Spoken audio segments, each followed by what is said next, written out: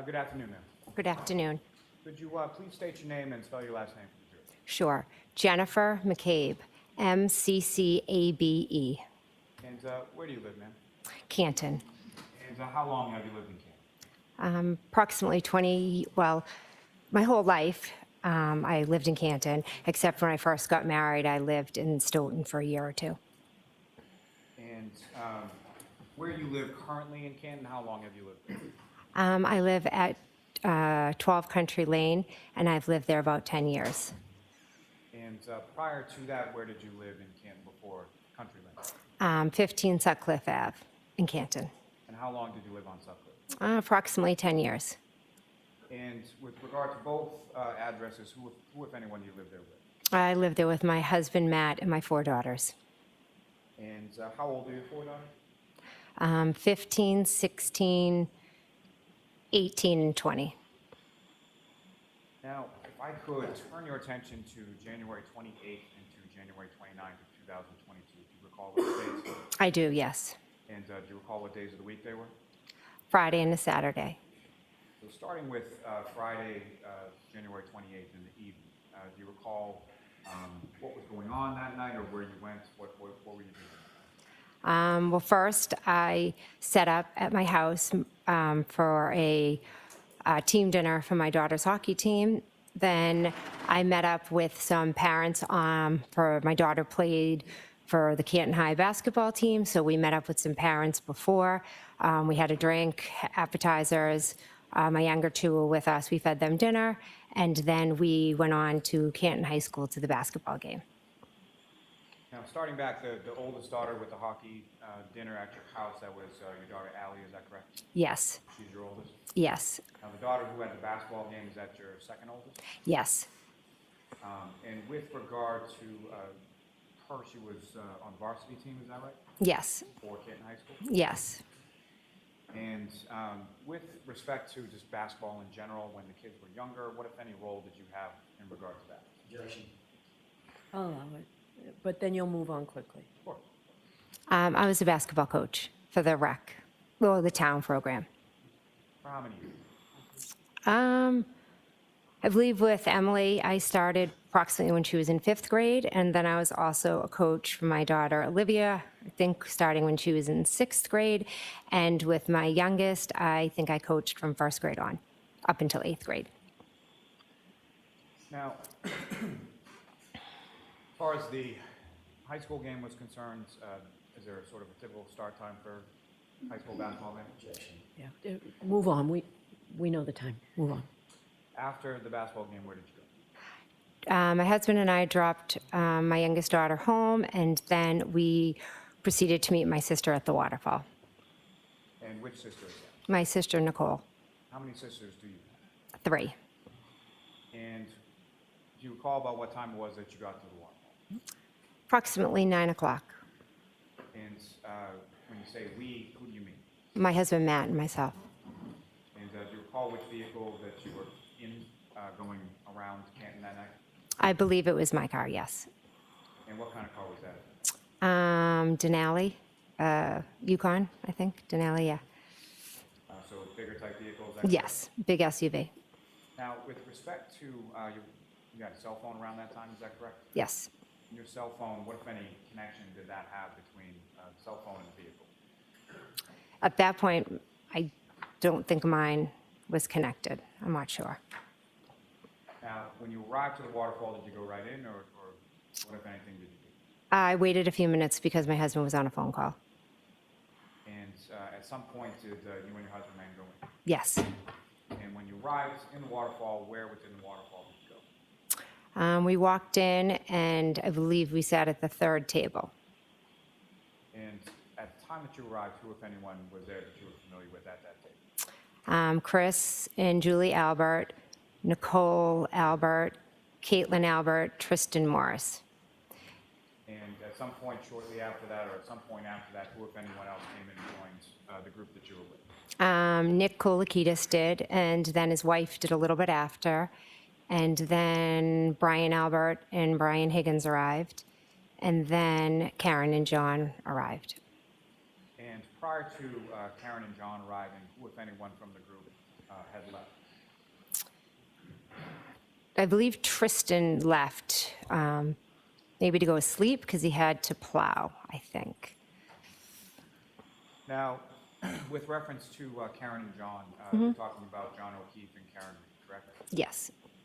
And how long had you known John O'Keefe? Approximately 10 years. And how was it that you first came to know John O'Keefe? John's sister and her husband lived in the neighborhood, and my daughter became friends with John's niece when they were in kindergarten. And during that kindergarten year, John's sister and then brother-in-law passed away, and John moved in and took care of the kids. And just for clarity purposes, this would have been when you were living at the home on Sutcliffe? Yes. And then after John moved in with his niece and nephew, what, if any, role or what, if any, relationship did you have with either John or his niece specifically? So my daughter was very good friends with his niece. And so, she would be over all the time. And JJ would come over with Patrick and pick her up. And he would come in and talk to us and hang out. And how would you describe your relationship with John O'Keefe? He was my friend. I love John. He was an amazing guy. Now, with reference to Karen Reed, and just for clarity purposes, do you see Karen Reed in the courtroom today? Yes, I do. Can you identify just as to where she's seated or not? She's seated between her attorneys. John just has to record reflect identification by Yes. the witness. Now, with respect to the defendant, Ms. Reed, when was it that you met her? John had reached out to me saying that he was dating a new girl and that she had MS and I also have MS. So he said he would like for me to meet her. And how long have you had MS? I believe it will be 10 years this October. And do you recall specifically when around that was, what year, what month, anything like that? That I met Miss Reed? Yes. Yes, they came over in July of 2020. And came over to your house, is that correct? Yes, they came over to the house. They brought the kids, swam. I have a pool. Now, over the course of, you were familiar, obviously, that Ms. Reed was dating Mr. O'Keefe, correct? Over the course of time. Yes. Sorry. Over the course of time from July of 2020, when you met her, to January of 2022, how often would you see Ms. Reed? It would vary. There were times that we would bump into them, or depending on their sports, or, for my daughter's birthday party, when it was time to pick up, they'd come over and hang out, or Halloween. It just varied. We have 4 kids, so we're always kind of in all different directions. Sometimes it depends on what sport month it is and what team we're with. And how would you describe your relationship with Ms. Reed? I enjoyed Miss Reed. I really liked her. I thought we connected from the beginning. She was very easy to talk to. She had MS, I had MS, and there's not a lot of people our age that I personally know that have it. So it was nice to have someone who understood like what I was going through. So we had that in common. With respect to either, starting with Mr. O'Keefe, was your friendship the type where you would have any sort of discussions about his relationship with Ms. Reed or any girls that he dated at any point in time that you were friends with? At different points, yes. And what, if anything, specific do you recall him telling you about his relationship with Ms. Reed specifically? Objection. I'm going to allow that. I'd like to see counsel at sidebar for just a minute, please. So, Ms. McCabe, with regard to Mr. O'Keefe and his relationship with Ms. Reed, is that something that you spend any real time talking about with Mr. O'Keefe? No, occasionally, hey, how are things going? How's she feeling? How's she doing? Very general. And same sort of question with regard to Ms. Reed, is that a conversation that you had as far as her relationship with Mr. O'Keefe? Yes, similar. Now, on that evening, if I could turn you back to the waterfall. You arrive about 9, about what time was it that you left? Approximately midnight, a little, give or take. And so during the 3 hours or so that you were there, how would you describe sort of the mood or demeanor of the group that you were with during the time you were there? Fine, friendly, normal, typical night, just out having a drink, listening to music.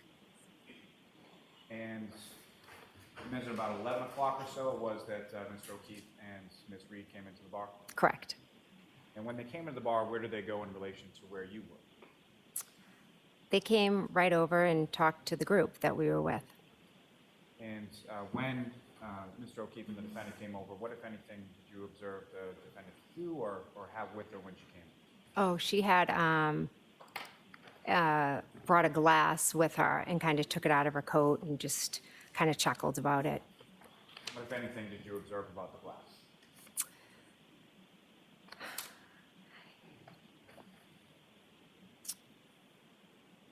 I believe it had ridges on it. What, if anything, did you observe as far as what was in the glass? It was clear. Was there any other kind of like a straw or a lime or anything like that? I don't remember. As far as you knew, at some point did you become aware of where Mr. O'Keefe and Ms. Reed had been prior to coming over to the waterfall? Yes. And where were they? CF McCarthy's, Where is that in location to the waterfall? just right up the street. Now, over the course of the evening, you were at a bar. Fair to say you were drinking, is that right? Yes. Do you recall specifically what you were drinking? I think beer. And same question with regard to Mr. O'Keefe. Do you recall him drinking? And if so, what, if anything, was he drinking? I can't be certain. Possibly a beer, but I can't be certain. And with respect to Ms. Reed, same question as far as do you recall her drinking? And if so, what, if anything, do you recall her drinking? Again, I remember just a clear glass, a glass with a clear liquid in it. Any different glass beyond the one that you've already testified about or not? I don't remember, sorry. Now, when you left the waterfall sometime around midnight, is that correct? Yes. And well, let me ask you this first. I'm sorry. So with respect to the time that you were at the waterfall, did you speak with Mr. O'Keefe? Yes, briefly at the bar. And do you recall just generally what it was that you talked about? Yes, his niece had just gotten into Bishop Fian, so he was very excited. And with respect to Ms. Reed, did you speak to her at the bar? Yes, And do you recall what, if anything, the two of you spoke about? yes. And what was that? Karen had shared a little bit of frustration that morning, or one morning she had taken Kaylee to Dunkin' Donuts, and John, was frustrated, didn't, saying, don't take her, she's gonna, make a habit of it, meaning like she's gonna come to expect it every day. And then we just talked about how, challenging it is with kids. And, she mentioned that that's kind of all they ever fight about.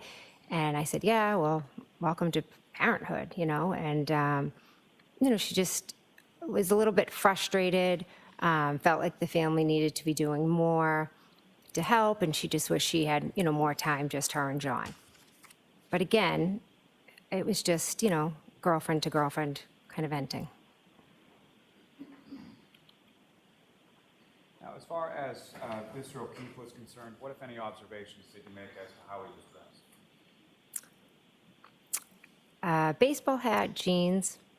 That's what I remember.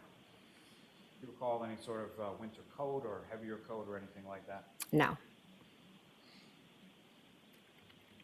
Now, over the course of the evening at the waterfall, what, if any, discussion was there amongst the group as far as going somewhere next or what to do after the waterfall? Karen had asked Chris if we could go up to D&E. She wanted to go up to D&E and have him cook some food. And was that something that was brought up by the defendant once or more than once or something else? Many times. And what was sort of the response from the group in regard to going to D&E and making food? So Ryan, Chris, and Matt do this annual weight loss challenge every year, and it was in the midst of that. So they were like, no, no, no, we can't go up there. We're not going to eat. We'll do it another time. Now, following that conversation, what, if any, other, let me ask you this, why did you go to the waterfall in the first place? So I went to meet my sister, Nicole. She was heading there because she was going to go have a drink with her. Her son was going to have some friends and then meet out. So I was going to meet them for a drink for my nephew's birthday. To be clear, that nephew was Brian Albert Jr., is that right? Yes.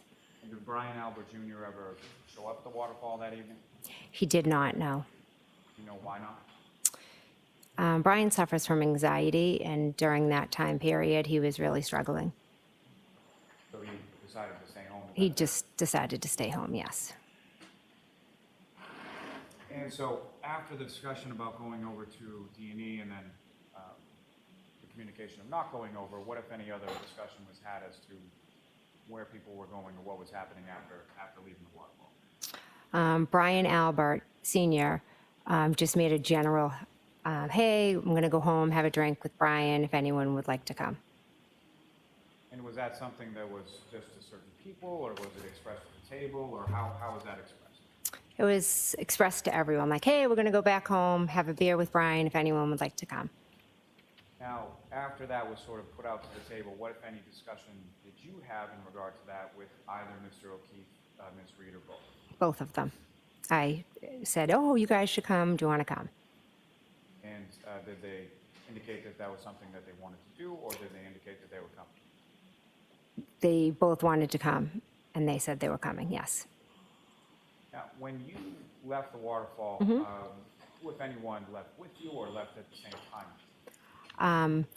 I believe I walked out with Karen. I know I walked out with Karen, and I believe Miss Kolakidis as well. Prior to you leaving, your sister Nicole and her husband Brian, had they left prior to you leaving? Yes, And so you're walking out with the defendant and Ms. Kolakidis, is that right? yes. And when you were walking out with them, what, if anything, was the sort of conversation or the discussion as you were walking out the door? Well, Matt and John were still inside. So at one point I said, oh, Karen, why don't you just come with me? Figuring, because, Matt can talk to anyone, and God knows how long he was going to stay in there. So I was just like, hey, do you want to drive with me, and they can meet us? Your husband's a talker, is that correct? Yes. Now, as far as the car that you had parked there before, where was that parked in relation to the waterfall? I believe I had to kind of walk straight out. In the parking lot? In the parking lot, yes.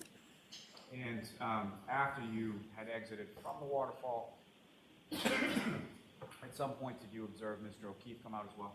Yes, he did. And did you have any conversation with him in the parking lot while you were out there? I believe briefly, Karen, him, and I all spoke, yes.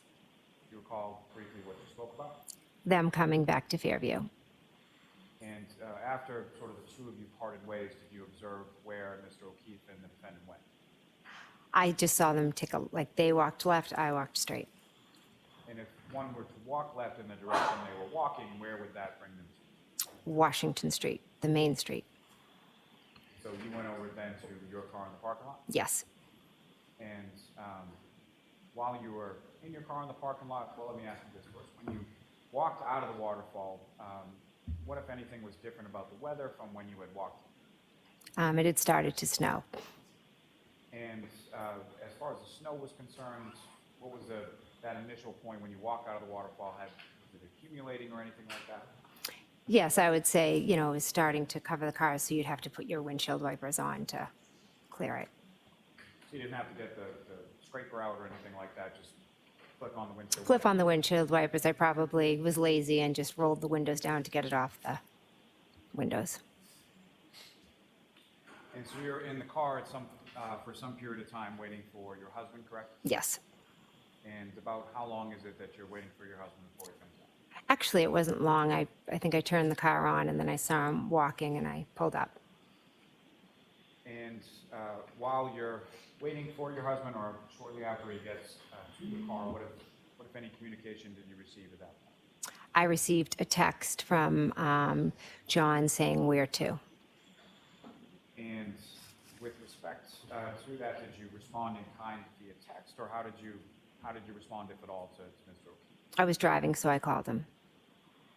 And when you called him, if you know, was that something that was done through Bluetooth with regard to the car, or? Yes, it would have been because it was my phone and I was driving, so I would have had it over the car. So your phone would have been paired up with your phone? Yes, I plugged it in when I got it. I always plug my phone in when I get in, if I'm driving. And with your husband in the car, it's fair to say that he could hear both sides of the conversation as far as you and Mr. O'Keefe. Yes, And so that initial call that you placed to Mr. O'Keefe, is that done while you're driving? yes. And what, if anything, were you telling him as far as that initial call was concerned? He had asked for he said where to. I gave him the address, and then I believe I, just started giving him directions, and I actually think Matt spoke over me and was saying, go this way, go this way. And then I said, yeah, you just go down to Fairview, it's at the bottom. And so, as far as the directions, do you recall anything specifically about what you told Mr. O'Keefe as far as where the directions were? Well, he actually called back a second time. And when he called back a second time, I instructed him that it was by a friend's house, one of his niece and my daughter's friend. And I said, oh, it's right, go past Bella's street. It's at the bottom of the hill. And before we get to that, just as far as that initial phone call, essentially Fairview Road, you're familiar with? Yes, And it's where your sister lives with her family, correct? yes. And if I could just ask, with regard to your sister's husband, Brian, how long have you known him? Since I was in kindergarten, very long time.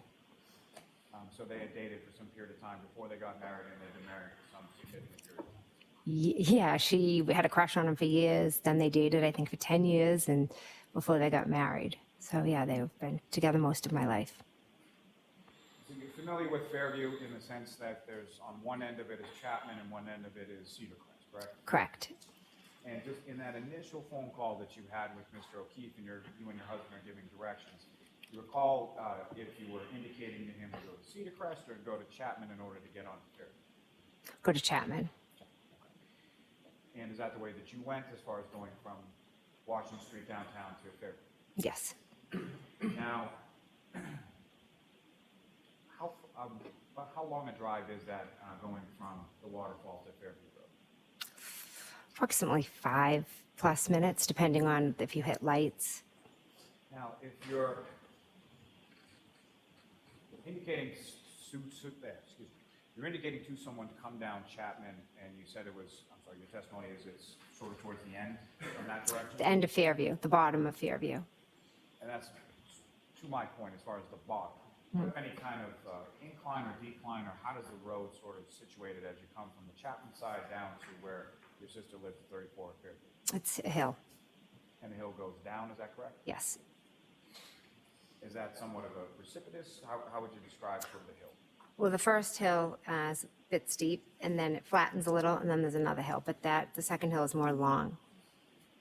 So there's actually two hills as you're going down, correct? Yes. Now, you mentioned the second call, Mr. O'Keefe then calls you. Yes. And about how much time elapsed between when you first talked to Mr. O'Keefe and the second? Approximately 4 or 5 minutes tops. During either call that you had with Mr. O'Keefe, could you hear anything? You had it on Bluetooth, right? Yes. Could you tell whether or not he was connected to a Bluetooth? Could you hear anything in the background? I couldn't know. And as far as when you were speaking to Mr. O'Keefe, did he express an intent that he was going to the house at Fairview? Yes, he was driving there and he was trying to find it. And when he indicated that he was trying to find it, was he expressing that in singular or plural or something else? No, more general, like where is it? Type. Did he make any reference during the time that you were talking to him to anyone he was with? No.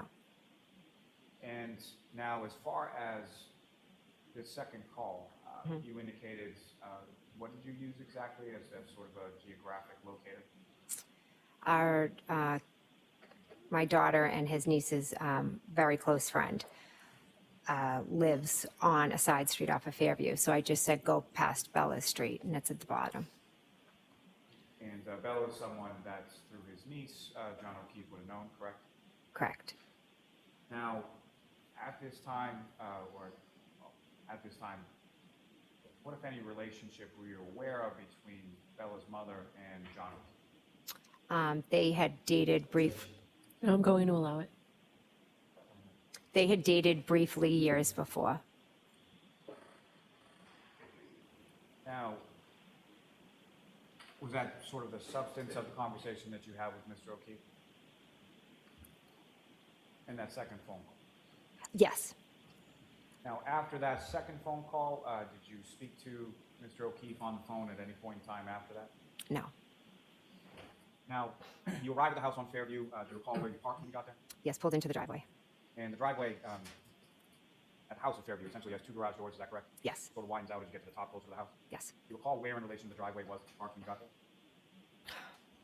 I just remember pulling in. There was definitely a car in front of me. There possibly could have been a car to the left. You exit the vehicle, go into the house, correct? Correct. When you get to the house, who, if anyone, do you observe? When I walk in, Caitlin Albert, Brian Albert, Julie Nagel, and Sarah Levinson are all sitting at the kitchen table.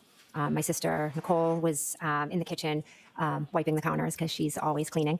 And Brian Albert and Brian Higgins were in the, I guess you'd call it the TV room area, just standing and talking. And ma'am, I'm sorry, I'm just having a little trouble hearing you. Oh, okay. That microphone, you can adjust that any way you want, so anywhere you want to put that. Okay. Thank you. Okay. And so when you come into the house, where would, you mentioned a table, where were people situated? In the kitchen. Now, with respect to what was going on at the house throughout the course of the evening that you were there? I sat at the table and I just spoke to Brian and Katie and the two girls most of the night. And just so we're clear, when you're talking about Brian, that's Brian Albert Jr. or Little Brian? Yeah, little Brian. Yeah, little Brian. Now, as far as at any point in time when you were at the house, you familiar with a gentleman named, someone named Colin Albert? I am, yes. How do you know? He is my friend's son and my sister's nephew. Your friend Julie's son, correct? Yes, and my friend Julie's son. And your oldest daughter, Allie, was Colin friends with your oldest daughter, Allie? Yes, they're born a week or two apart, and we've kind of just, they've done everything together. They're very good friends. Now, at any point in time that you were there on that early morning, did you see Colin Albert at all? No. And when you arrived at the house, obviously you're familiar with your daughter and the car that she drives around that time. Did you see your daughter there, Allie, at any point in time? No. Were you aware at any point in time in that early morning hour that you were there that your daughter had been there at any point in time prior? Sustained. Now, with reference to the home, at any point in time, did John O'Keefe ever come inside the house? No. During the time that you were there, let me ask more specifically, about how long a period of time was it that you were there, or about what time did you leave? I believe I left approximately around 1:30, 1:45, approximately. And do you know about what time it was that you arrived there? I'd say approximately somewhere between 12:20, 12:30. Well, 12:20, I believe, 12:20ish, because the last call from John, when I went back and looked, was 12:18. Now, similar to what I asked about the waterfall, as far as the sort of mood, demeanor inside the house, what, if anything, do you recall with respect to that? Good. Everybody was in a good mood. There was no, Brian and Brian were talking. My sister was cleaning. I was talking with the kids. You know, just a normal night. Now, while you were in the kitchen dining room area for the time that you were there, did you see anybody or observe anybody from the group that you just described go anywhere else in the house as far as away from that area? Julie Nagel went outside. So beyond Julie Nagel going outside, did you see anybody else go upstairs, downstairs, to a basement area or anywhere else in the house? No. Now, given that when you were in the car and you were driving, you hooked your phone up to the charger, is that right? Yes. Do you recall charging your phone at any point in time when you were at your sister's house on Fairview that night? I don't recall. And you mentioned Julie Nagel, Sarah Levinson. Were those people that you knew prior to that night of the 28th? I was familiar with who Sarah Levinson was, maybe had run into her at different points. Julie Nagel was closer to Brian, so I would see her. I think she's dog sat for me when I've been away. Like, Brian will do it, but then if he's not available, Julie will do it. I don't know if she had dog sat for me before then or right after then, but I was definitely familiar with Julie.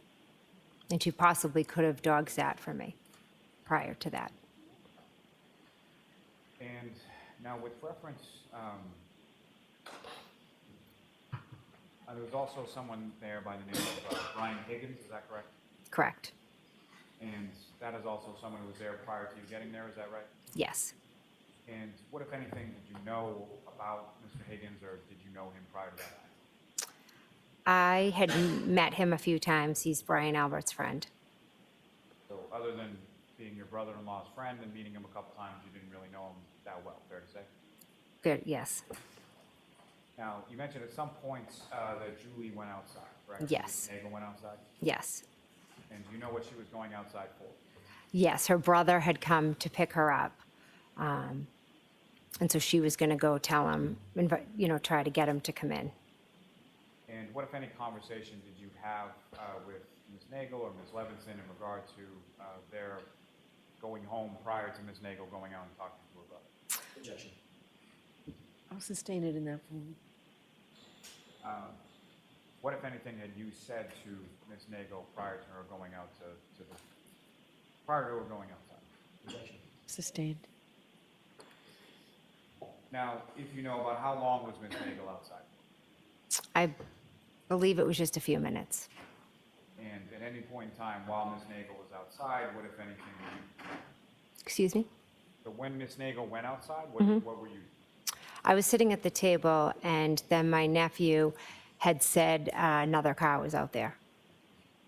And after your nephew said that, what, if anything, did you do then? I went to the front door. And front door of the home leads sort of, you walk in there, there's a foyer and a staircase in front of you. Yes. And as far as the front door was concerned, is there any sort of other door that's, is it just sort of the wooden front door, or is there another door in front of it? The door was open, so it was just a storm door. And the storm door is made out of glass, is that correct? Yes. So when you went over to the storm door and looked out, what, if anything, did you see? I saw a vehicle.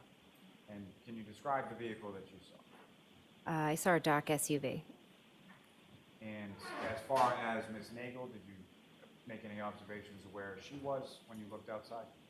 I kind of just looked at the vehicle, and then I saw lights kind of over to this side. But then once I saw the vehicle, I took out my phone and I texted John. And just so we're clear, as far as when you say this side, so you're standing at the storm door, Mm-hmm. you see the vehicle, and where's the vehicle in relation to you and where you're standing at the storm door? It was straight ahead. Now, the headlights that you were saying is sort of off to the side. From your perspective, looking out at the street, is that to the left, to the right, or something else? Left. And as far as this dark SUV that you saw, could you tell anything else about it as far as the make or model, or did you recognize it at all? No. Now, at this time on January 29th, 2022, were you familiar with any sort of vehicles that Mr. O'Keefe had? Yes. And what kind of vehicles did he have? Gosh, I don't know the brand. It's, it was a small SUV type. Do you recall, like, what color it was? His might have been grayish. I'm not 100% sure. And any other vehicles that he may have had? Yes, he had this old-fashioned car that he loved, but Kaylee is so embarrassed of it. But yeah, he had that as well. Now, as far as Miss Reed was concerned, were you familiar with what kind of vehicle she had at that time? Yes. And what kind of vehicle were you generally aware of her driving? She had a Lexus. And was that a sedan or an SUV, or what kind of vehicle was that? I think it was like a small SUV. Now, the vehicle that you saw outside of the residence of Fairview when you looked out the storm door, was that consistent with what you knew Miss Reed to be driving at that time? Yes. Now, as far as that vehicle was concerned, at any point in time over the course of the evening, did you see anyone exit that vehicle or come out of that vehicle at all? No. Certainly never saw anybody exit that vehicle and walk over and come inside the house. Objection. Sustained. As far as that vehicle, when you first saw it, could you tell whether or not it was running or anything like that? It was running, yes. I could, I could tell it was running. It had the taillights. I could see the red.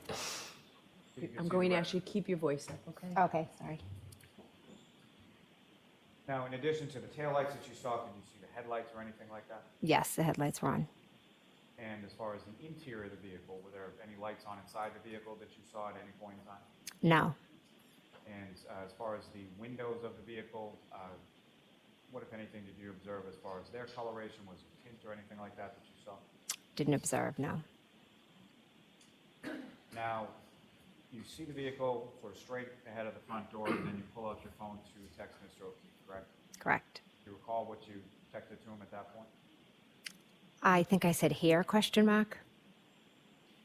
Your Honor, may I approach? Yes. In those pages that I've just placed before you, do you recognize the content of those? I do. And what do you recognize those to be? They are text messages between myself and John. And from sort of specifically that time period of the early morning of January 29th through the morning of January 29th? Yes.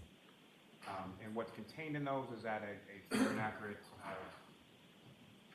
portrayal of the content of those text communications? Yes. Now, with reference to Mr. O'Keefe, this is someone that you knew and you had his information put into your phone as far as a contact? Yes. And on prior occasions when you had contacted, or specifically that morning when you had left the waterfall and you talked to him on the phone, you called him, and who answered? You called the contact that you had as John O'Keefe, correct? Yes. Okay, who answered the phone? John. Okay. And then the contact that you had put in as John O'Keefe called you, and you answered, and who was on the other line? John. Thank you. Your Honor, may I approach? Yes. I'll also seek to introduce and admit as the next exhibit. No objection, Your Honor. Thank you.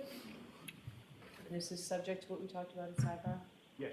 Understood. Thank you. That's Exhibit 89, Your Honor. All right, thank you. Your Honor, with respect to what's now been marked as Exhibit 89, if I could, with the court's permission, publish that to the jury. Yes.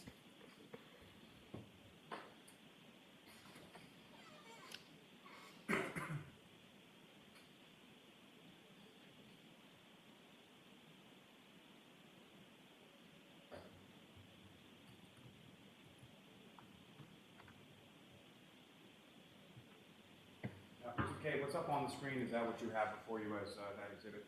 Yes. And this is a text communication between yourself and Mr. O'Keefe, correct? Correct.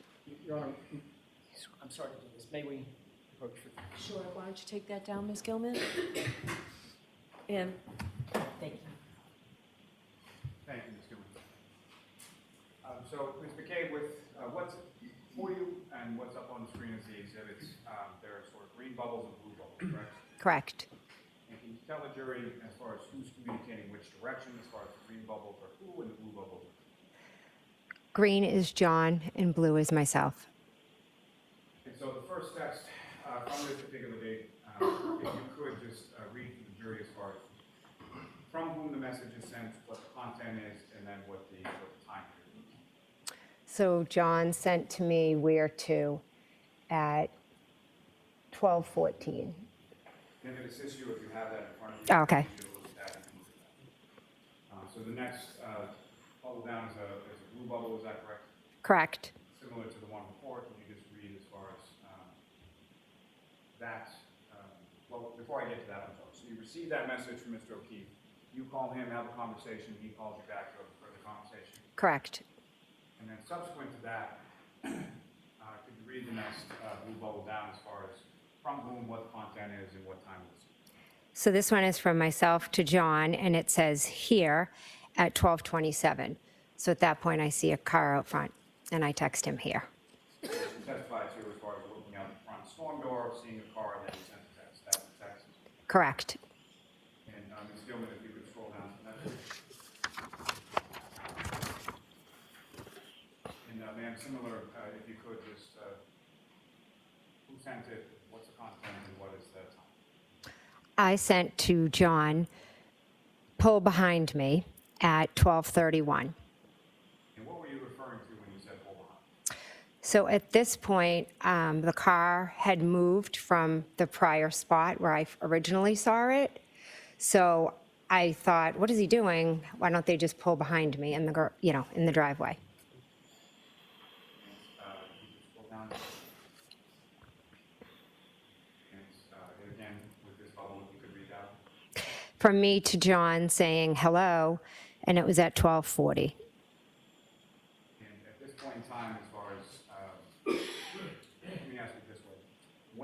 sending these text messages over these periodic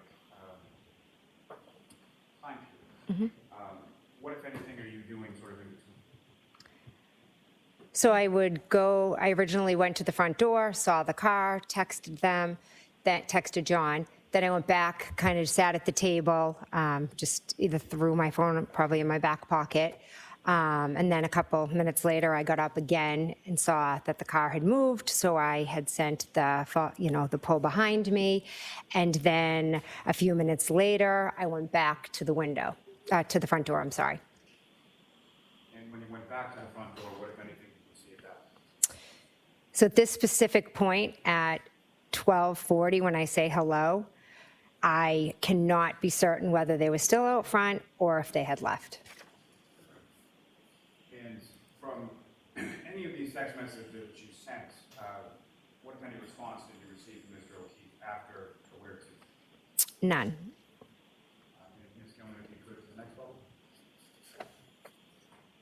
And similar to the prior ones that we just read. Sure. Jen to John, where are you? And that was at 12:42. Myself to John, hello, at 12:45. Now, this is later in the morning, and we'll get to that a little bit more in a moment, but at some point you left the residence at Fairview, you went home, and you were woken by something, and then at some point you texted John later on that morning, the 29th. Yes, And are these the next couple of those text messages that you sent at that point? correct. If you could just, similar to the other ones we used. Myself to John, please answer at 4:59. Myself to John, Karen is worried, we need to find you at 4:59. Myself to John, please answer so I know you're okay. 5:04. Now, Ms. McCabe, I can take you back to at the house on Fairview. Again, you're sending these text messages and going back to the table and then going back to the window at various times To the front door, to the front door. yes. And at any point in time, do you see anybody exit from the dark SUV or the black SUV you see in front of the house? No, And at any point in time, did John O'Keefe come into the house? no, And at any point in time, did John O'Keefe respond to your text messages? no, And at any point in time, did John O'Keefe call you? no. Now, at some point subsequent to this, have you had occasion to look at your phone or at your call history? Yes, And through review of that, were you able to see phone calls that your phone made to John O'Keefe's phone around that same time frame that you were texting him and going to his phone? yes, May I approach, Ron? Yes. And I'm showing you a 4-page document.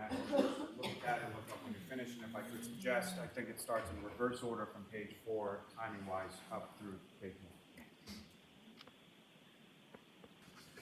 And just generally speaking, ma'am, do you recognize what's contained in that 4-page document? I do. And what do you recognize? The calls between myself and John O'Keefe. And am I correct that it starts in sort of a ascending order as far as the earliest calls are on page 4, and then the most recent are on the first page? Yes, And the phone calls that you were testifying to about before, as far as talking to him on the way from To Waterfall to the residence at Fairview, did they appear in those? they do. Objection, Your Honor. May we approach briefly? Okay, may I have that? So, Ms. McCabe, as far as the first calls that you were testifying about, as far as when you spoke to Mr. O'Keefe on the way from the Waterfall to the residence at Fairview, were those contained within those calls? Yes, And, as far as, is there a time that's associated with those calls that you observe in those 4-page documents? yes.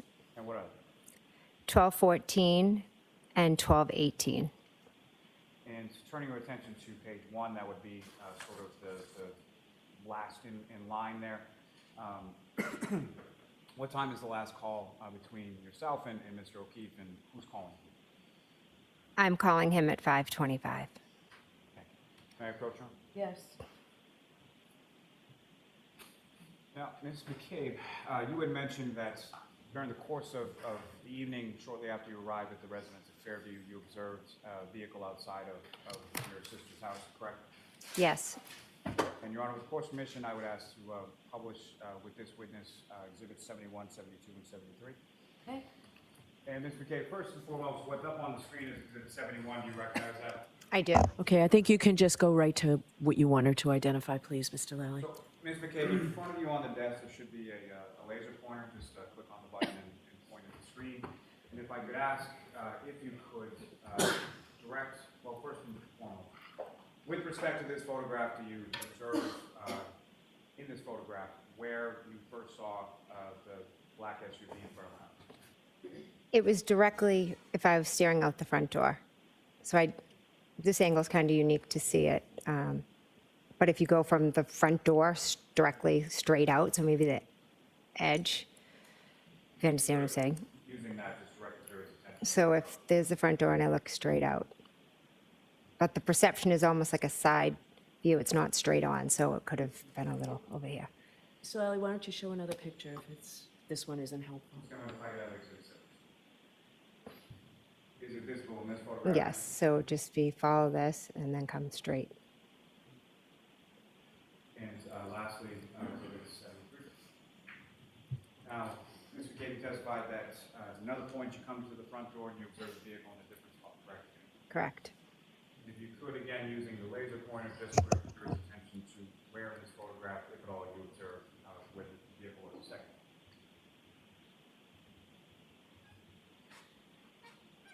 It was right about, right near the flagpole. Okay. Turning your attention to back in the home, at some point you indicated you looked out and didn't see the black SUV there anymore. Correct. And what was your thought as far as where John was or where John had gone at that point? At that point, I thought maybe they decided not to come in, maybe they got into an argument, or maybe Kaylee had called. Did you think much of it at that point? No, Now, you leave the home around what time? approximately 1:30, roughly 1:30, 1:45. And when you leave, who, if anyone, goes with you? So it's myself, my husband Matt, and I had offered, when Julie Nagel's brother had come to the house earlier, I had offered Julie and Sarah Levinson a ride home because we had just gotten there and they had wanted to stay later. So I also drove home Julie and Sarah. Well, my husband drove them home. And so you exit the house, go out to the vehicle, correct? Correct. And your husband Matt was driving? Yes. And where are you seated in? And the front seat. And do you recall where Ms. Levinson and Ms. Nagel were seated in the car? Do They were in the back seat. you recall which one was on which side? I do not. And when you come out of the house and you're starting to go home, what, if anything, had changed as far as the weather from when you had gone in to when you had come out? The snow had, accumulated more. And when you get into the vehicle and as the vehicle is pulling away, what, if any, conversation do you recall having with anyone in the car? When I got in the car, I kind of turned around to Julie. I'm going to allow this subject to Meadows for this portion that's relevant. Go ahead. I turned around and was facing them and talking to them, and I believe Sarah Levinson had laughed or made a joke because I had bread or something in my car, and we made a joke about that. I had had my niece earlier that week for the week, and so I had brought stuff in the car because I was dragging her from one of my kids' sporting events to the next. And do you recall which direction, or did you observe which direction your husband Matt exited from the residence in Fairview? And by that I mean, did he head towards Chapman or did he head towards Susan? Chapman. And so as far as, I may not have asked this before, but as far as the black SUV that you observed in front of the house, which direction was that vehicle facing? Chapman. Each of the times that you saw it? Yes. And so as with that vehicle, as with the one that your husband was driving, which side of the vehicle would have been closest to the house in Fairview?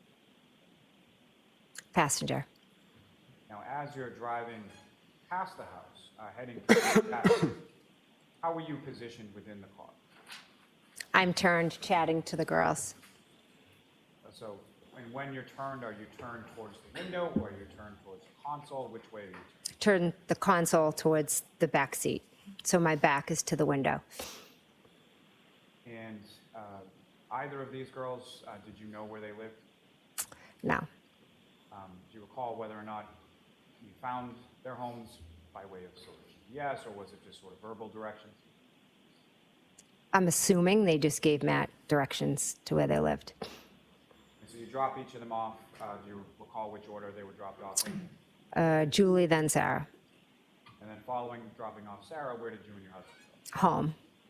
And this whole trip sort of from Fairview to dropping off Miss Nagel, Miss Levinson, and then going home, about how long a period of time did that take?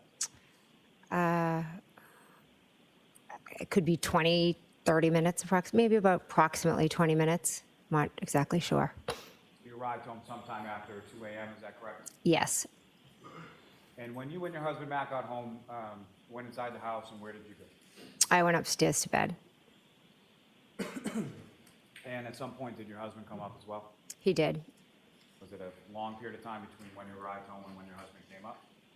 I don't think too long. I think he had like some cheese or something because he was on a crazy diet, and then he came upstairs. Now, did you go right to sleep, or what, if anything, did you do when you went up to bed? I asked him to watch a show. He said no, he was going to fall asleep, which he does usually immediately, and I went on my phone. And what, if anything, do you recall doing on your phone as far as going on? I was researching, my husband and I did briefly talk. My daughter had gotten an offer to play on a club Just tell us what you were doing, please. Sure. I was researching a basketball team, and I believe I also texted my sisters, and I texted in a group chat with my husband and another individual. Now,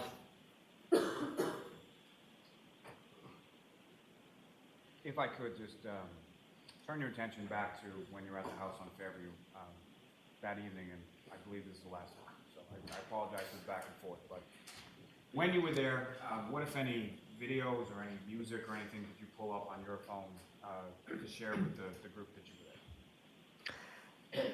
So one of my sisters loves this song "Raining Men," and she always, well, not always, maybe every once in a while, she's a little too much to drink and takes out an umbrella and sings and dances, and it's like a big family joke. And my other nephew had previously been over and showed me the video from whenever, I don't know if it's the 1970s, of It's Raining Men. So I just was playing it, showing my other nieces and nephews, and we were just like laughing because they all have umbrellas, and it's just something, it's like an inside family joke. So I played that, I think, a couple of times. And so after you get home and you're looking at the basketball program and things of that nature, what, if anything, else did you do before you went to bed? Or went to sleep, I should say? Nothing. I possibly could have gotten up to go to the bathroom. I do that almost every night. Now, at this time you had an iPhone, is that correct? Yes, Did you also have an Apple Watch?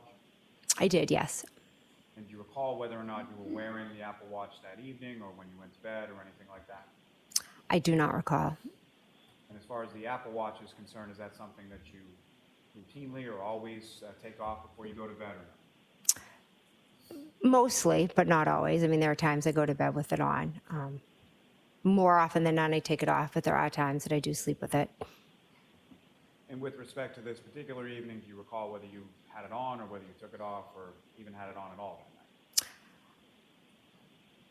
I don't recall if I had it on that night. Now, turning back to that last exhibit as far as the phone calls were concerned, were there certain phone calls that you made to Mr. O'Keefe's phone around the time that you were observing the vehicle outside? Yes, Do you recall making any phone calls to Mr. O'Keefe at that time? I don't. Fair to say that at no point while you saw the vehicle outside did you have any conversation with Mr. O'Keefe? I didn't. Now, you go to sleep, and at some point later on in the morning, you wake up, correct? Correct. And what is it that wakes you up, and when about was that? I woken up to my phone ringing. And do you know what time it was? 4:53. And according to your phone, who was calling you at 4:53? John's niece. And so that would be John's niece, Kaylee, is that correct? Correct. And how old was she at this time? I believe she was 14. And she had just gotten into Bishop Thean, correct? Correct. So she was in 8th grade going in, finishing up her 8th grade year of middle school, correct? Yes. Is that a normal thing, that Kaylee would be calling you at 4:53 in the morning on a Saturday? No. So you answer the call, is that correct? Yes. When you answer the call, who, if anyone, is initially on the other end? Initially, it's Kaylee. And what, if anything, did Kaylee say to you? That John didn't come home and Karen and we wanted to talk to me. And even in that initial call, when you're speaking to Kaylee, what, if anything, do you hear sort of in the background when you're talking? Karen screaming. And could you hear what she was screaming? She was just screaming, Jen, Jen, Jen, Fairly loudly, is that correct? extremely. Now, at some point, does the defendant get on the phone with you? She does. And what, if any, conversation do you have with her at that? She proceeds to scream my name multiple times, and she tells me that John didn't come home, they got into a fight, and that she left him at the waterfall. And how do you respond? I had just woken up. I was confused. I didn't know what she was talking about. I was like, what are you talking about? And then she, told me that they had gotten into a fight and she left him there and now where is he? And she was just kept screaming my name over and over.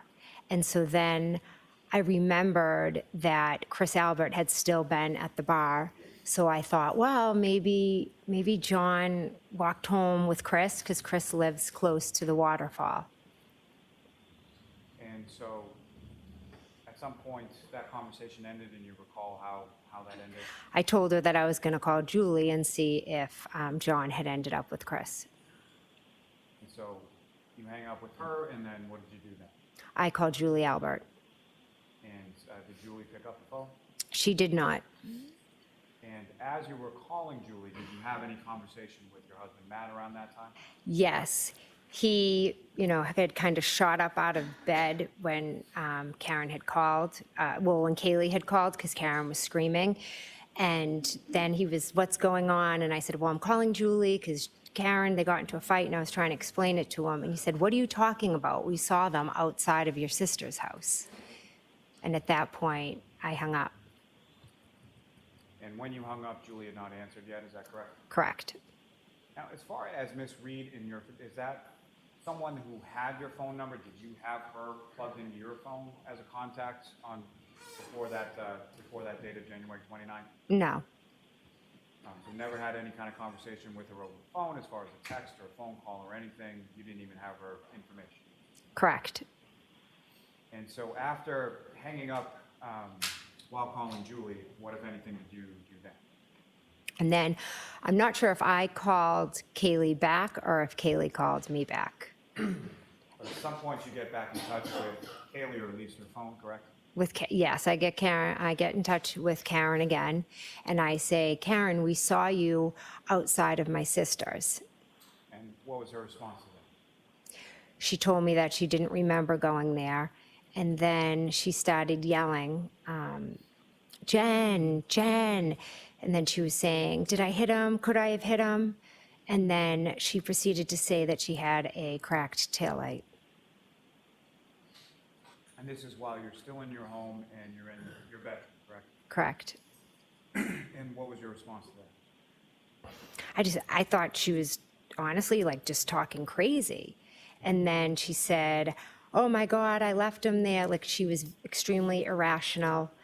She said that it told me again that they had gotten into a fight. So now she was just kind of all over the place, just screaming. She was very hard to understand. So my brain started going, okay, well, if she left him there, where could he be? Who could he be with?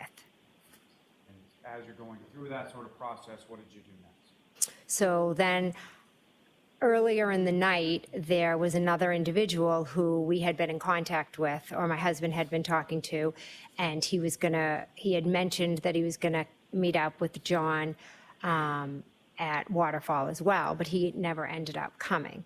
I knew he was at a house close to Fairview, so I thought, well, maybe if they got into a fight, like John might have texted this individual, and maybe he just ended up on his couch. Who was that individual? Tom Beatty. And who is Tom Beatty in relation to, how did you know him? He has two daughters that are the same age as my daughters. One of those daughters at least around the same age as Kaylee? Yes. And so, based on sort of that process, thought process and what you're doing, what did you do then? So then I start calling Tom. And at any point in time that you called Tom, did Tom pick up the phone? Did you speak with him? He did not. And so, following that, what did you do from there? So I know at some point I was starting to call John. My husband was as well. At that point, I get up and I'm like, okay, well, we got to go out and look for him. And in my head, I was thinking I'll drive over to Tom's and maybe he's there. I then go downstairs. Matt gets up. He's starting to get dressed. I go downstairs. I make a coffee. And I'm not sure how much time passed, but then all of a sudden I hear screaming out front. Now, if I could just take it back for a second, as far as a decade or so that you had known and been friends with John O'Keefe, with his, either his niece or his nephew or both home, is him not coming home, is that something that had ever happened before, you were ever aware of before? I was never, Ask it differently. Had John ever gone out at night and then not come home when the kids were home? Objection. I'm going to allow it. not to my knowledge, no. So at some point you make your way downstairs, is that right? Correct. And then what, if anything, did you hear once you were downstairs? Screaming And where was the screaming coming from? out front. And when you heard that screaming, where did you go? I ran to my front door. At some point, did you open your front door? I opened my front door, correct. And then what did you see when you opened the front door? Miss Reed came running up my walkway. And prior to, during any of the other conversations that you had had with Miss Reed, did you know where she was when you were talking to her? No. Obviously, the first call was Kaylee calling from the house. That was Yes. your assumption. Mm-hmm. And then So subsequent. is that a yes or a no? Yes. And as far as the second call that you were talking about, do you know where she was when she was talking to you then? The first couple calls, I know she was at the house, and then I don't know. So was opening your door, hearing the screaming from out front, was that something that surprised you? Yes. And when you hear the screaming, if you could just explain to the jury, how loud was the screaming that you were hearing? Very loud. And what, if anything, was she saying at this point? It was more of the, Jen, did I hit him? And then she would yell, did I hit him? Could I have hit him? And then she was yelling, we have to go to Fairview. And in addition to Miss Reed, what, if anything, else did you see when you opened up the door? Just, Ask in a better way. Did yeah. you see a vehicle? yes, And where was the vehicle and what did the vehicle look like? it was in my driveway. I believe the driver door was left open. And what kind of vehicle was it? A black Lexus. Consistent with what you had seen outside of Fairview the night before, or earlier in the morning? Yes. And so as she's coming up your walk towards your front door, Running, yes. and then what, if any, conversation did you have with her there in reference to that? I just said, Karen, I was trying to calm her down. Matt came, I believe, and was yelling down that she was going to wake up the neighborhood. And then she was yelling that we had to go to Fairview. So I told Matt that I was going to go with Karen. Initially, before that, what were your plans as far as going to look for John before Miss Reed showed up at your house? My husband and I were going to go to Tom Beatty's. Now, once you decide that now you're going with Ms. Reed, the defendant, where did the two of you go? So as we walked out, there was a car pulled up and then a plow. Do you recognize the car that pulled up? No. And I'm sorry, I interrupted. So the car pulls up and then the plow, and then what happened? So in the car was Kerry Roberts, and so she kind of rolled down the window and was like, "Karen, what are you doing?" And then the plow was behind her, so Kerry pulled up, and I believe I told Karen that I was going to drive her car because I didn't want her driving because she was hysterical. So we got in her car, and then Kerry Roberts called Karen, and then Karen was screaming and, saying that she had cracked her taillight. We need to go to Fairview. Could I have hit him? Did I hit him? And then she would just scream our names. Kerry was telling her to shut up, that we needed to just go back to John's and we'll drive in one car and let's go to John's. Maybe he's there and he's passed out and you didn't see him. Now, when you open up the door initially and you come outside and you see the defendant out there screaming and all of that, again, with respect to the weather, what was the weather at that point? It was like dark and it was almost like a whiteout. And so you get into Ms. Reed's vehicle, correct? Yes, And you're driving that vehicle from your house to Meadows Ave, is that correct? yes, That's Mr. O'Keefe's house? yes, You're familiar with that residence? You've been there plenty of times before? yes. Now, with respect to Kerry Roberts, did you know Kerry Roberts prior to this morning of January 29th? I had met her once before. And can you describe to the jury sort of the circumstances of that or how you knew her prior to January 29th? Way back when, after John's sister and brother-in-law died, I would have Kaylee a lot and Kerry would have Patrick. And one day John said, "I get a discount at Reebok. I'm going to take you guys for sneakers. Get all your kid sizes." So he took Kerry and myself and we went to Reebok and bought sneakers for all my girls and me. And then he took Kerry and I to the hillside for lunch just to thank him for, helping, because that's what he did.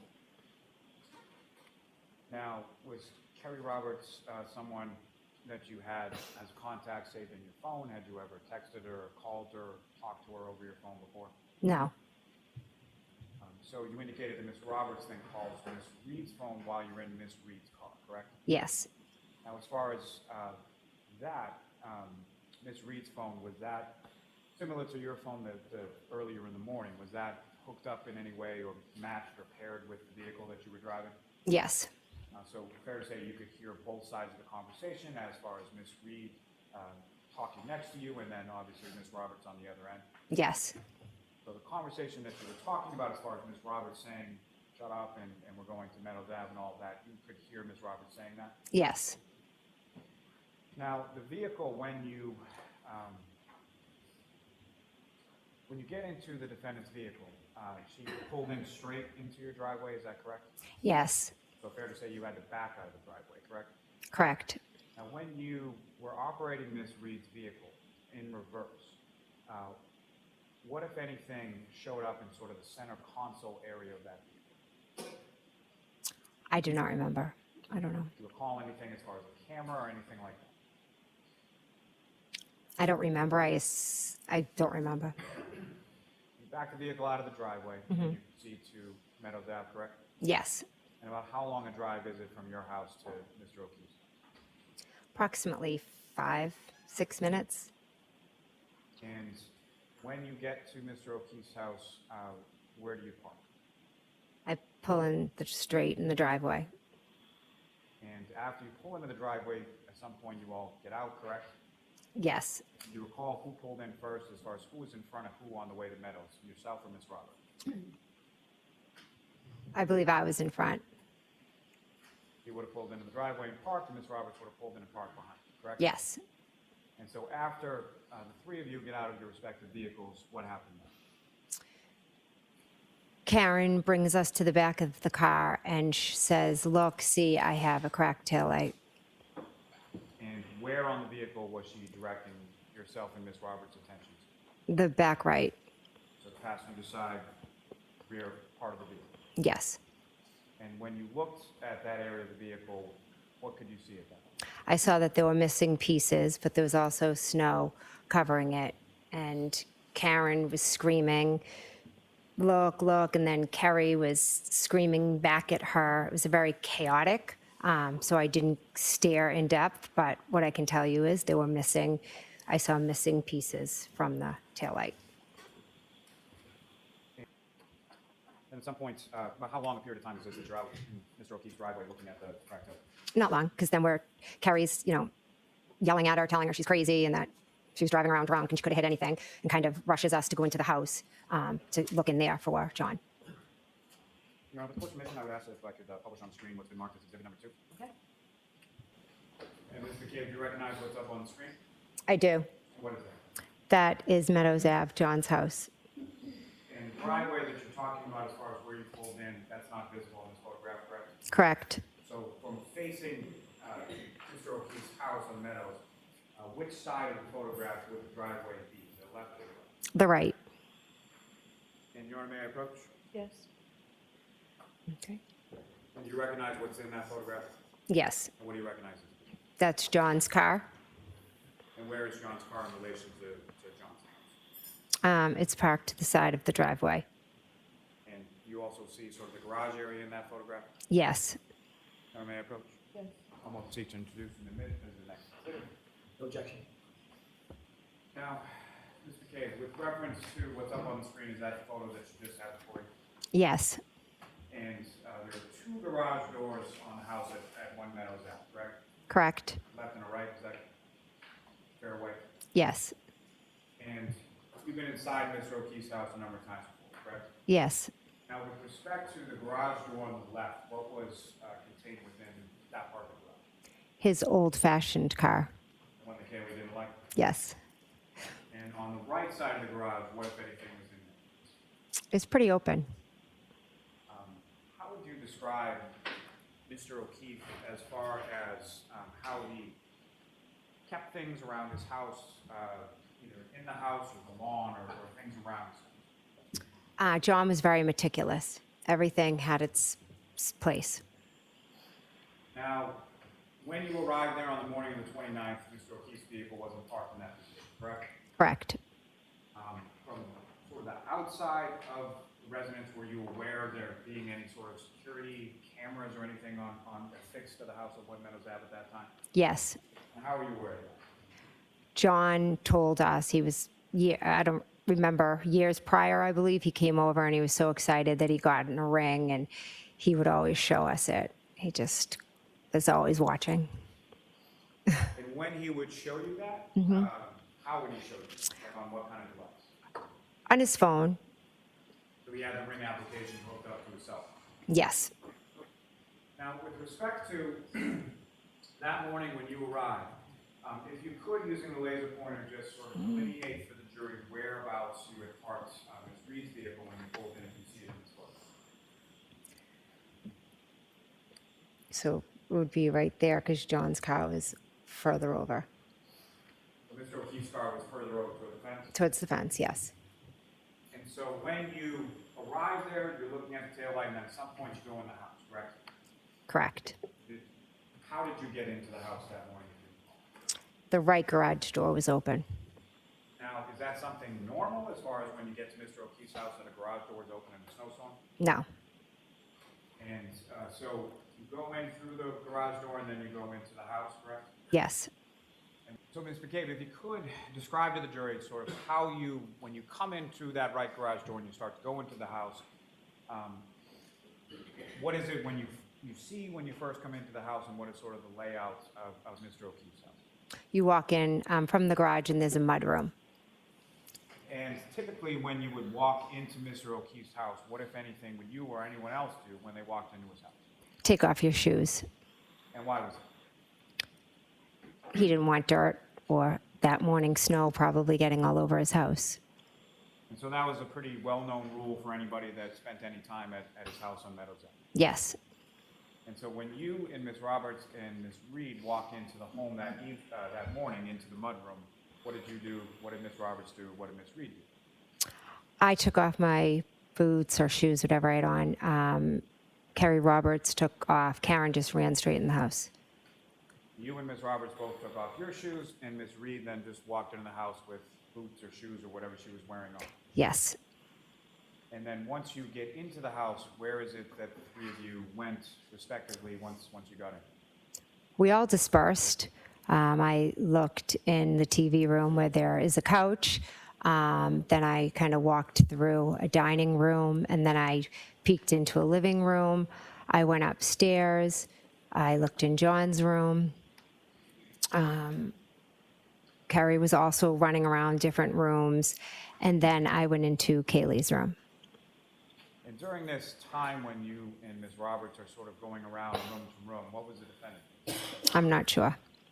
Did you see her doing the same thing that you were doing? No. Now, with respect to, you went at least peeked into John's bedroom, is that right? Yes, What, if anything, did you note about the bed when you looked? it was made. And so then you go into Kaylee's room and check on her, correct? Yes. And at any point in time, did you see Patrick at any point? No. And were you aware of where Patrick was, or did you know at that point? At that point, I believe Kaylee told me he was at a sleepover. So you have some conversation with Kaylee, is that right? Yes. And about how long a conversation did you have with Kaylee? Probably about a few minutes. And when you left from Kaylee, what is it that you said to her as you were leaving? Objection. All others. I promised Kaylee. I promised Kaylee that I would find John and everything was going to be okay. So after that, where did the three of you go from there? After that, the three of us got in the car and we drove to Fairview. And when you say you got into the car, which part of the beginning? Kerry's.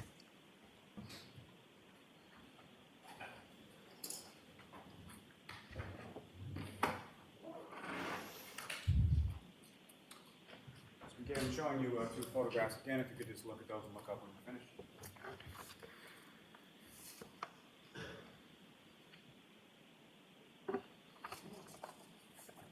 Do you recognize what's in those photographs? Yes, And what do you recognize those to be? the defendant's vehicle. And, may I approach? Yes. You want to call them up to seek to introduce them as the next two exhibits? No objection, Your Honor. Thank you.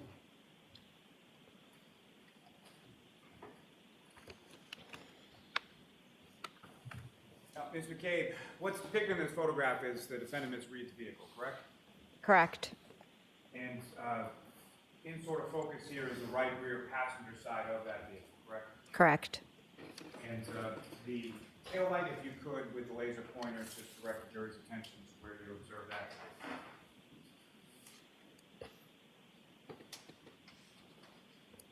Now, ma'am, with respect to what's depicted in this photograph as far as any damage that you observed to this taillight area on the rear passenger side, is that consistent with what you observed in the driveway at one of Meadows Ave when the defendant was showing? Correct, minus the snow, etc. And Ms. Gilman, if I could have the next exhibit. And again, you recognize what's depicted in this photograph? Yes, And this is essentially a closer image of that same rear passenger side taillight area, correct? yes, Again, what's depicted in this, is that consistent with what you observed minus sort of the caked in snow when you were in the driveway of Mr. O'Keefe's house on the morning of the 29th? yes. Thank you. Gentlemen, you can take that down, and Your Honor, with the court's permission, I would ask to publish just a short portion of, actually, I'm sorry. If I could publish a portion of what's been marked as Exhibit 6, which is the ring camera from the driveway. Okay. Ms. Gilman, if I could have video number 154 from the driveway.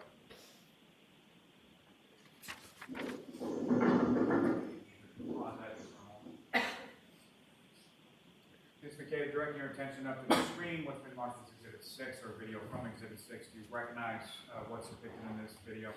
I do. And what do you recognize it to be? That's myself getting out of the car at Meadows Ave. Okay, Is that essentially where you parked Ms. Reed's vehicle when you pulled in? Yes. If you could, just direct the jury's attention with the laser pointer as to where Ms. Reed's vehicle is that you parked and if you see Ms. Roberts' vehicle. That is Miss Reed's, and that would be Miss Roberts. And as far as the right garage door that you entered into the house, if you could direct the jury's attention to whereabouts that would, I know it's not on the video, but where would it be with respect to this? Walk straight. Someone, if you could run this into the fire. Karen brings us to the back of the car and she says, look, see, I have a cracked taillight.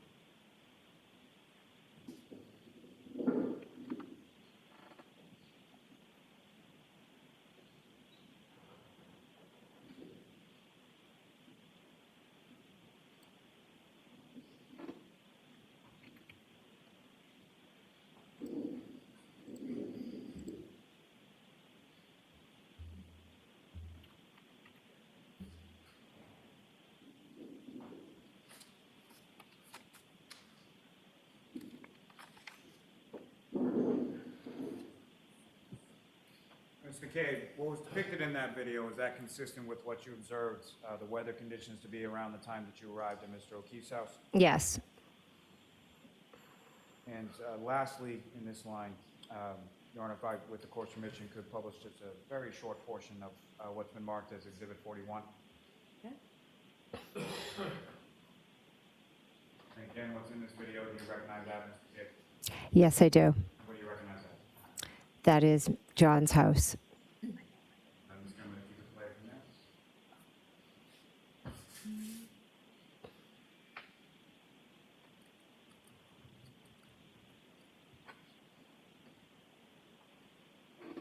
Just coming to you stuff. Now, what's depicted in this video, sort of the screen directly in front of you, do you recognize what that is? Yes. And what do you recognize that to? John's driveway.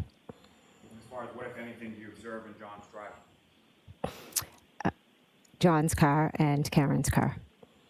And where, if you could, using the laser pointer, just direct your attention to where is the defendant's car and where is Mr. O'Keefe's? Mr. O'Keefe's car and the defendant's. And where you observe the defendant's car to be, is that essentially where you parked it at that time? Yes. Now, may I have a moment? Okay.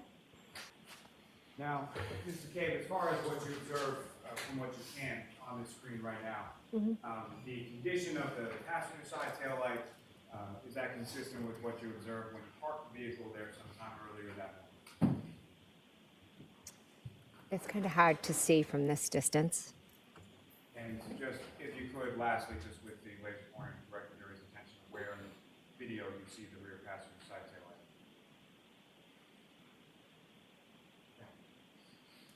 Now, Ms. McCabe, you then, yourself, the defendant, and Ms. Roberts then get into Ms. Roberts' vehicle, is that correct? Yes.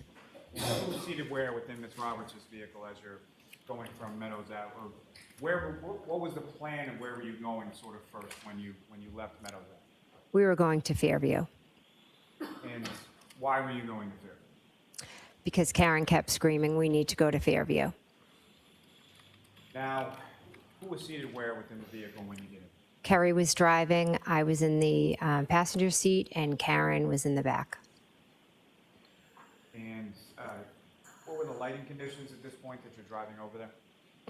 It was hard to see out the window. You really had to be kind of staring out. It was dark. The snow was coming out the car. And as you're making that drive, or as Ms. Roberts is making that drive from Meadows Ave to Fairview, about how long a drive is it?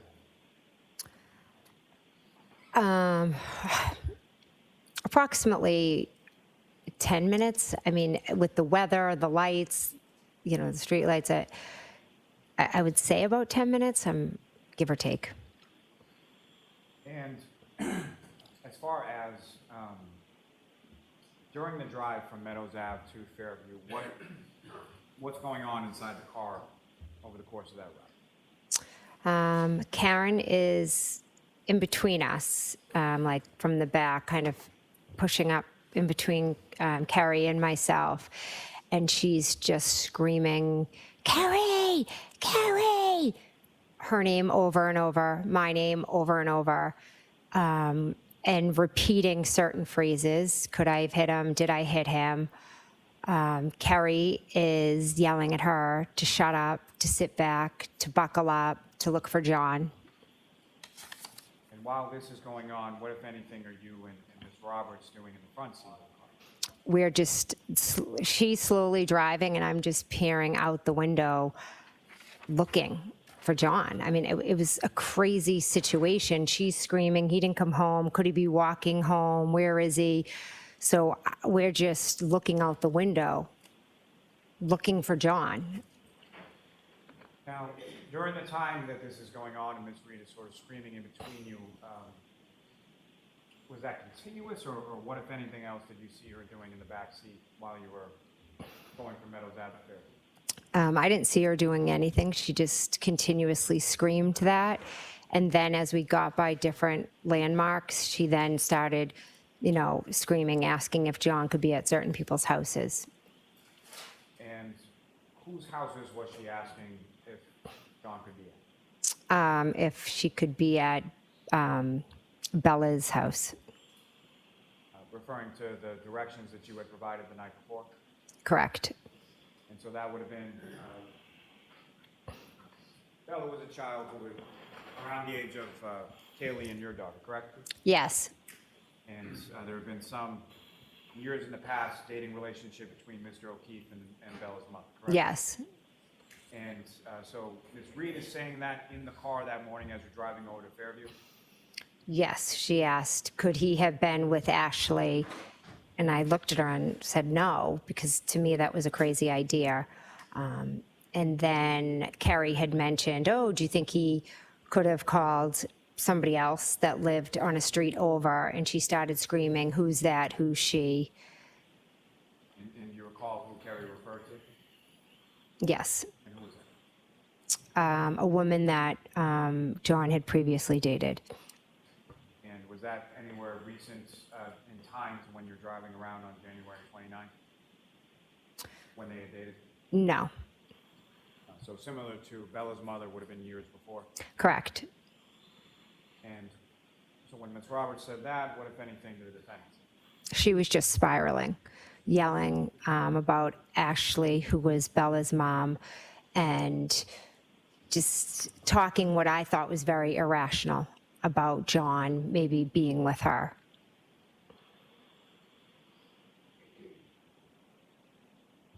So you're looking around outside of the vehicle as the vehicle is going down towards Fairview, is that correct? Yes.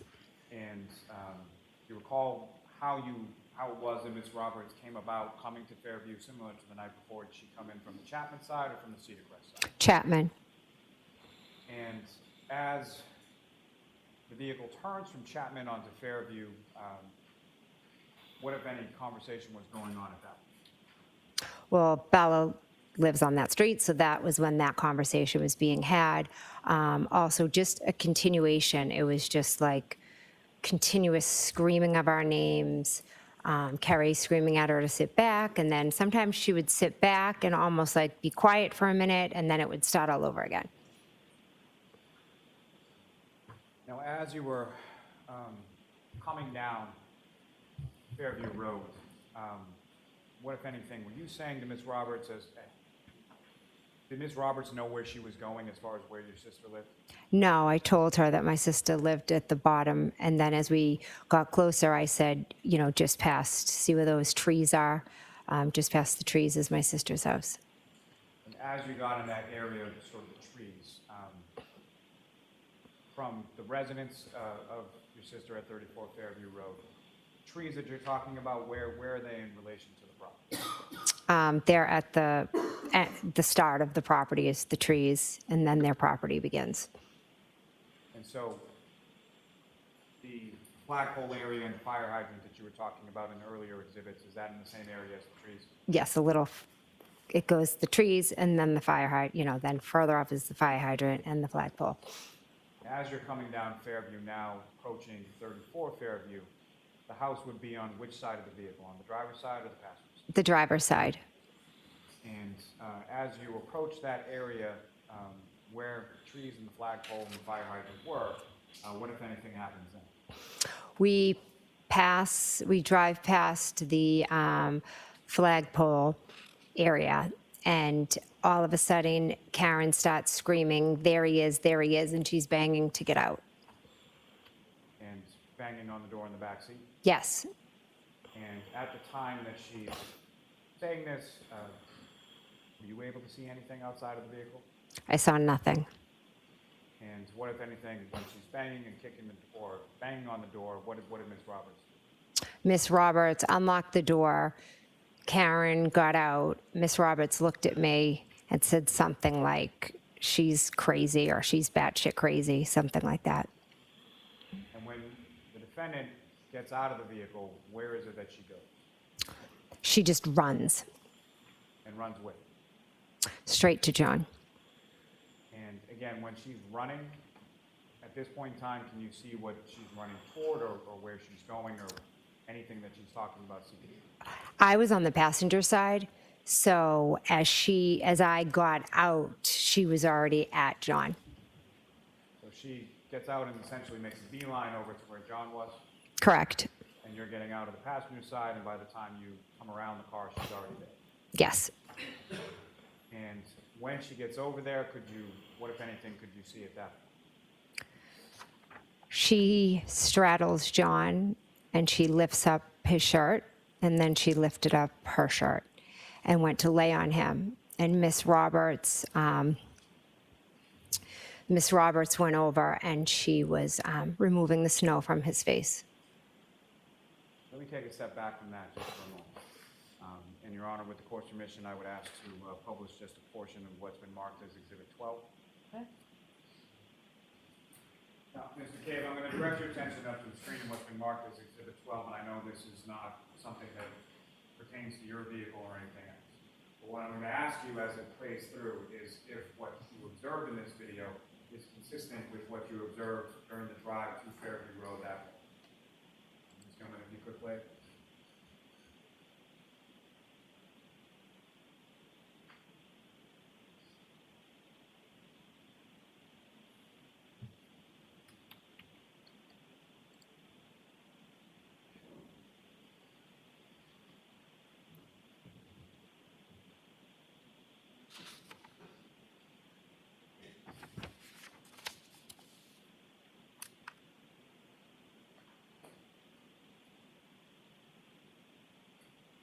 As this video is running, Mr. McCabe, if I could just ask, what you see in this video, is that consistent with sort of the lighting and the conditions weather-wise that you observed when Ms. Roberts is driving from Meadows Ave to Fairview?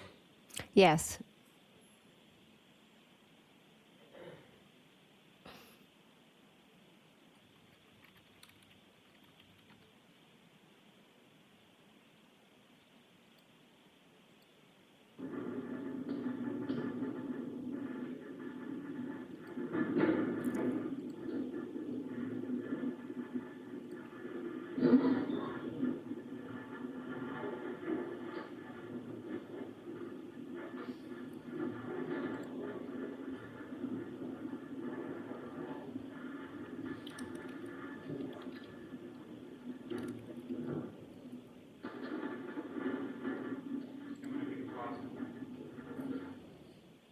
Mr. McCabe, do you recognize whereabout in the town of Canton this is perspective-wise as far as what street or where it is, any landmarks that you observed in the video?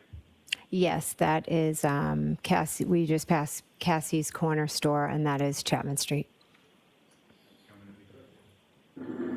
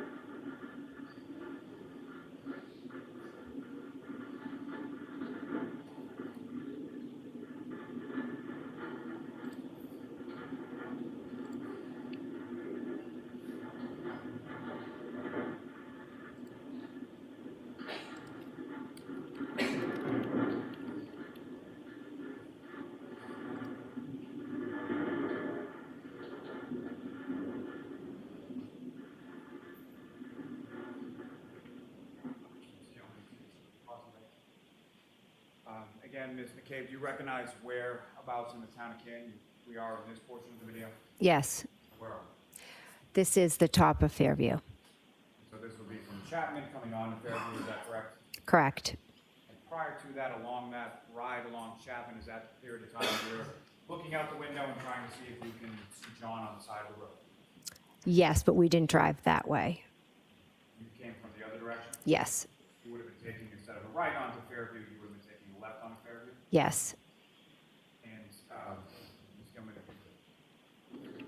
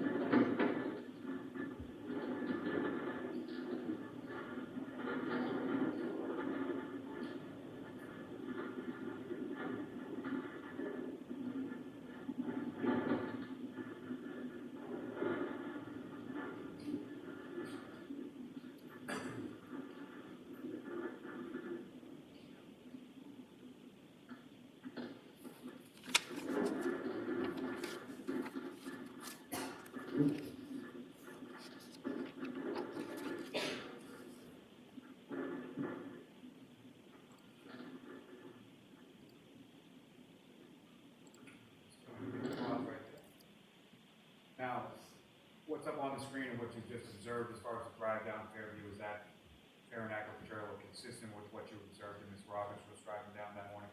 Yes, And at this point in time, as you're coming sort of down the hill from Fairview, is this the point that the conversation occurs as far as Bella's mother and prior dating relationships and things like that? a little bit more towards the top of the street, So Bella's mother lives more closer to the top by Chapman?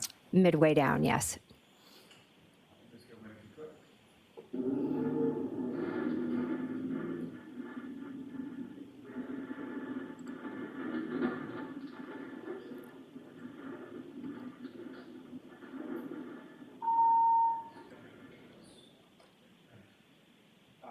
The vehicle in the roadway there, do you recognize that? Yes, And what do you recognize that to be? Miss Roberts. Just for clarification purposes, with the laser pointer, if you could direct the jury's attention to where you see Ms. Roberts. Oops. Now, the area where you observed Mr. O'Keefe, do you see that in this particular pause frame of the video? Not in this frame, I cannot. It's not clear. Just come in if you could. You see that area now? Yes, Go ahead using the laser pointer, just direct the jury's attention where.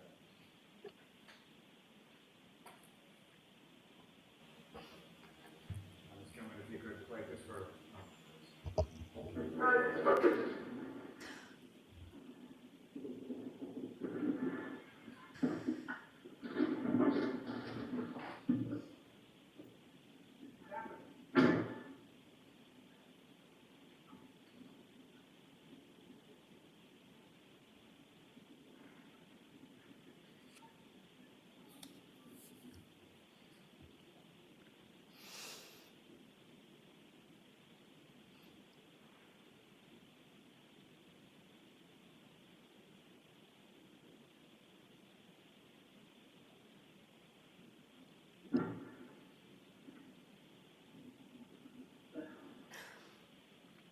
Does he have drug problem?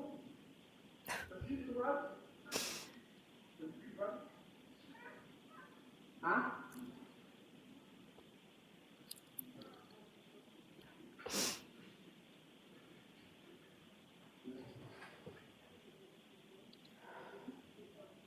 If you could, fast forward just about a minute. Right. Right. Negative pause. Okay, do you recognize any of the individuals up on that screen? yes. And if you could, with the laser pointer, direct the jury's attention, who you recognize and who you recognize then? Kerry Roberts, myself, Karen Reed. Thank you. Gentlemen, you can take that. Now, Ms. McCabe, if I could just take you back to when you arrived there. You indicated Ms. Reed goes over to Mr. O'Keefe, Ms. Roberts. What is it that you were doing at that time?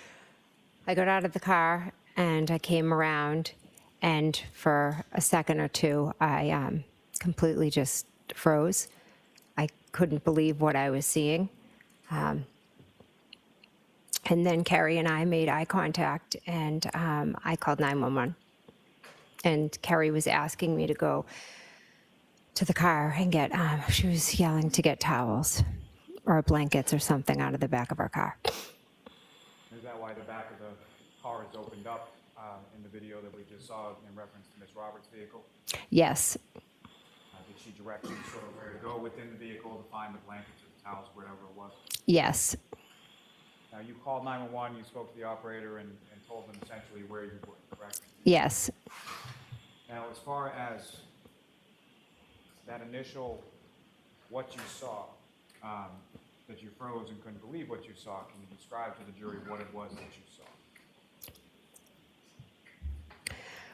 I saw Kerry wiping the snow off of John's face, and I could not believe that that was John laying there. And how was John positioned, or how was his body positioned when you saw him? He was just laying flat on his back. And as far as the snow Ms. Roberts was wiping off his face, was there any other snow on his body at that time? Yes, And if you know about how much? there was enough that his body was covered in snow.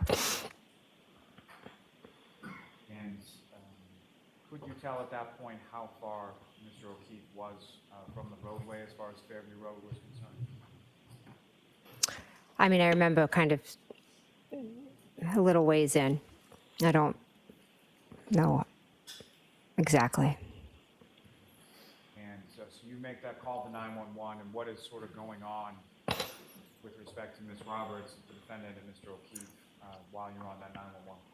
So I run the blankets over to Miss Roberts, and she's kind of lifts him up, put the blankets underneath him, and she's screaming at Miss Reed to get off of Mr. O'Keefe, and they're kind of yelling back and forth. Karen's screaming, "Is he dead? Is he dead?" I, at some points, walk over towards the car, Kerry's car, to get away because they're so loud. And I was trying to be calm and get help there for John as fast as possible. Kerry starts yelling about doing CPR. She tells Karen to do mouth to mouth. Karen's yelling because as they start, blood starts coming out of John's mouth. As far as the CPR, that's what you're talking about? Yes, So during this time, the defendant's yelling, and you're on the phone with 911, correct? yes, So you're trying to back up or distance yourself a little bit so that you can hear what's going on with the 911 operator and they can hear you. yes. And after you complete that 911 call, what's going on at that point? I go over, and at that point, Kerry asks if I can take over doing the compressions. And did you do that? I did, yes. And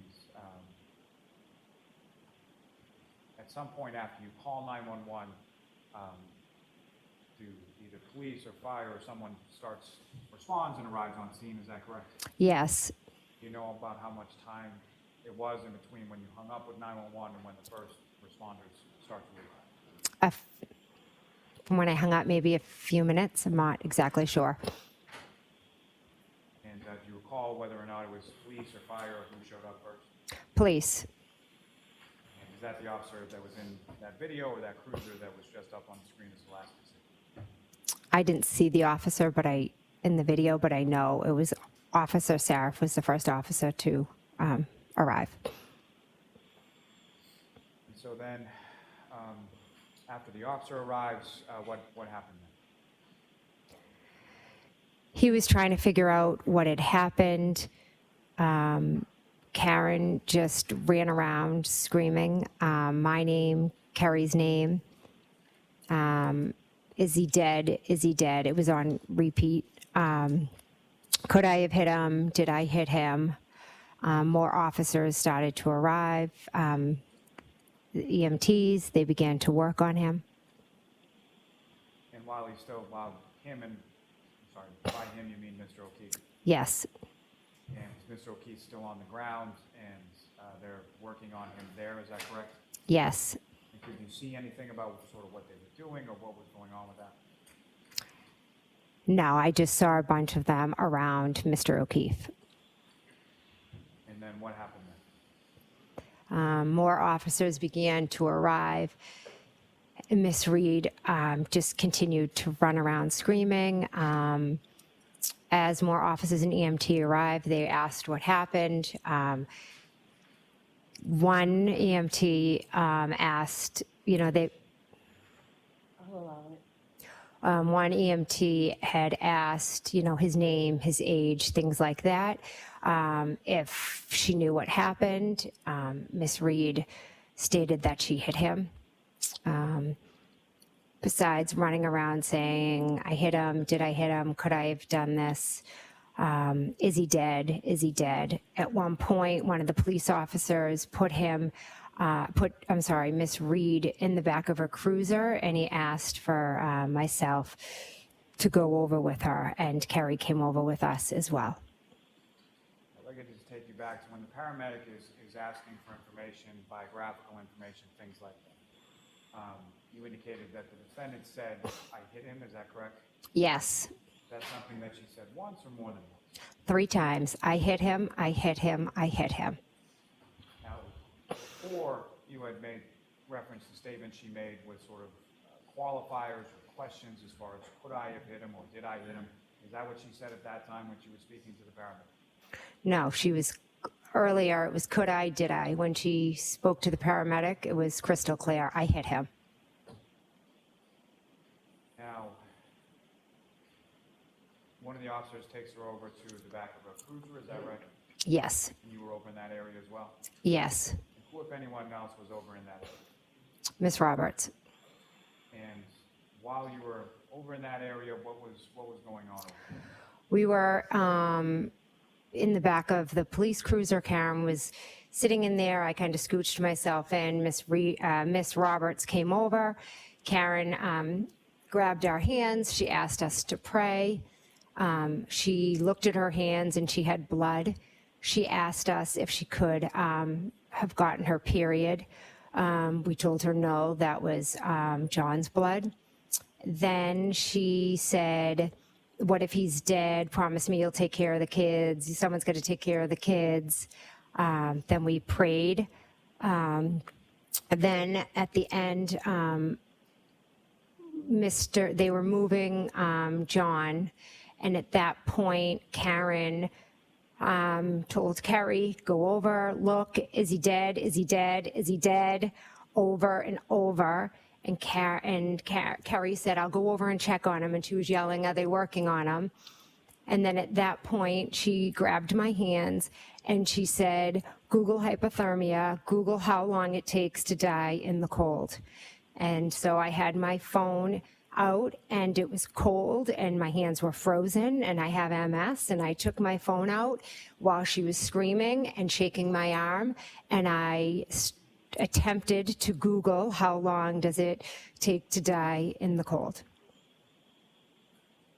And when you conducted that search, that was at the defendant's request on scene sometime after 6 a.m. on that day, correct? Yes. Do you recall whether or not that came up as far as your search in Google? Is it something that you typed once or more than once, if you know? I believe I did it multiple times because as I was typing it, I don't know what else was coming up. She was screaming. My hands were shaking. And do you recall anything as far as what the search results were, or did you click on anything, or did you get an answer to the question the defendant had posed to you? I don't even think I got an answer because as I kept Googling and she kept yelling and then they were moving John. And the next thing I knew, we were kind of moving because she wanted to see if they were working on him. And so you were moving along with the defendant over towards where Mr. O'Keefe had gone to the back of the ambulance? Yes, we kind of just moved to see what was going on. When you moved over, what did you see then? They were just putting him in the back of the ambulance. Now, after Mr. O'Keefe was put into the back of the ambulance, where did you go then? What did you do? At that point, different police officers, I believe, were arriving and they were asking questions about what happened. And did you speak to those officers? I did, yes. And at that point, did you know what happened? No, to be honest, it was like I was there, but everything was just going on and I was completely just in a state of shock and disbelief. And that sort of period there, how long did that go on? So I talked to a few officers. We tried to just give them, he didn't come home. We went out looking for him, kind of just the brief overview.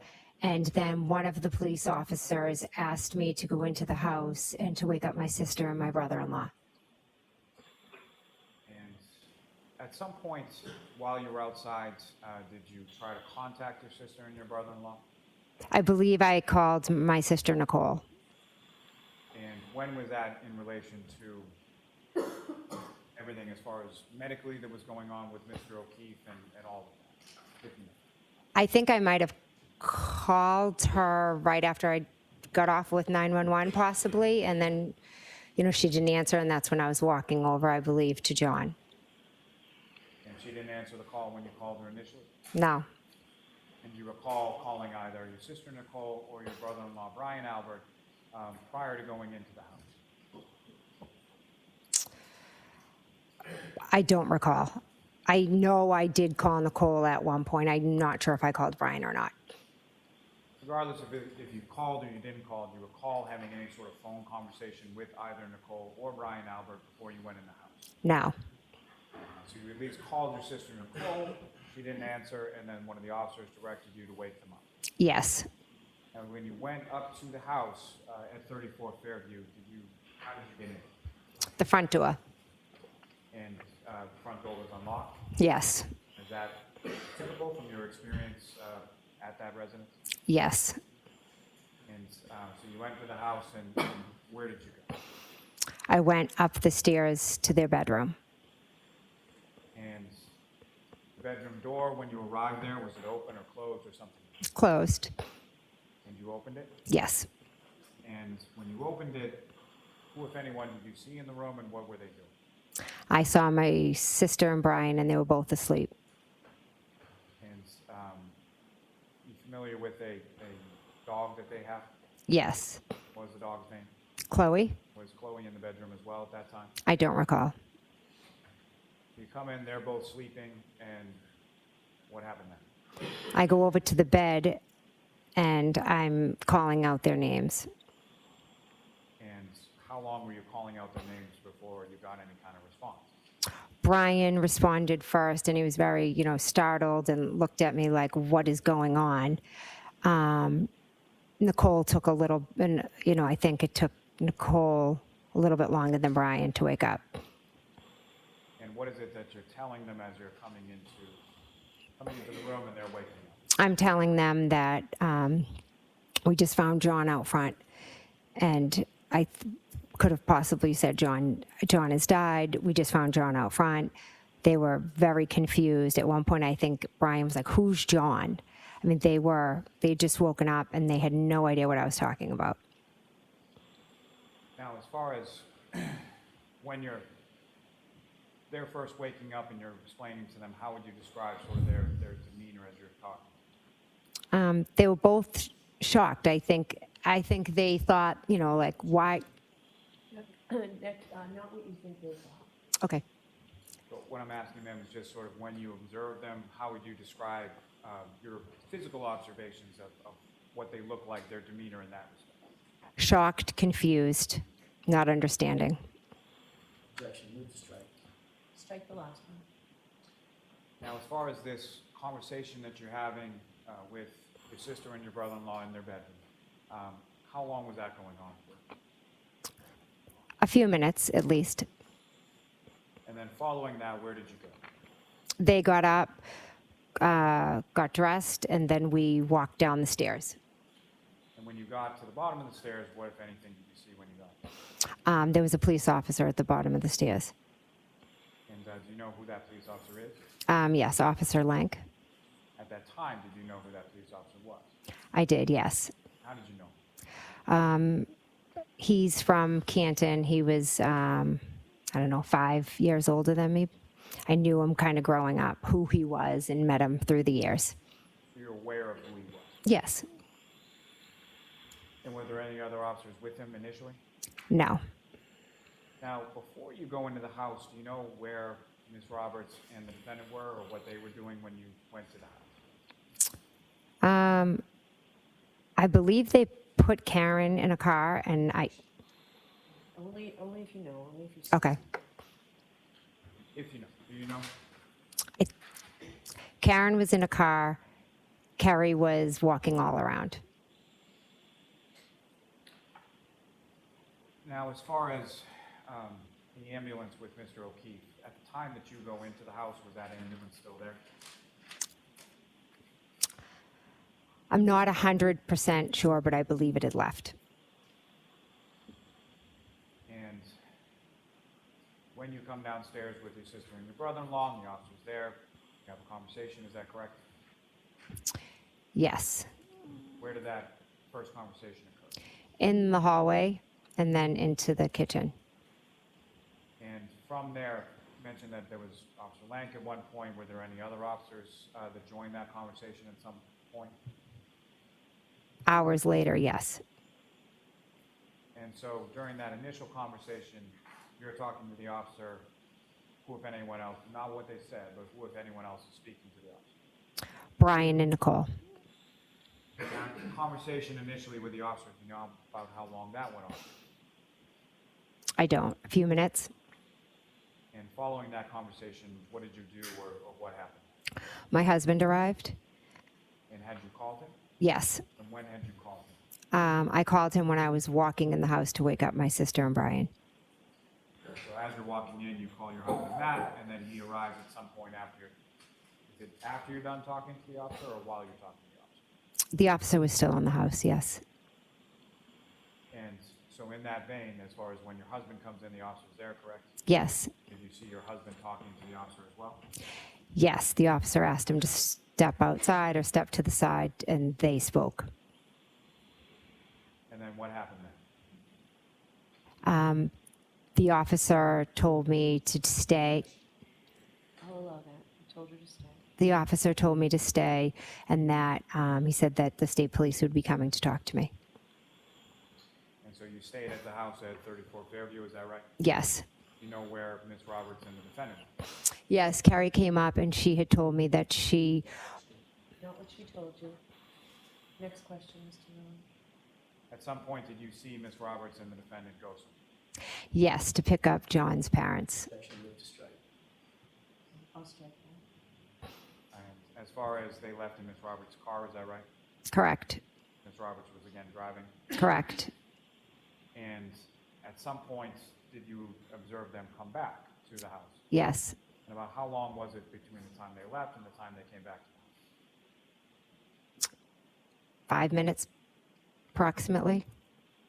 And after they came back to the house, what, if any, other activity did you see outside as far as first responders?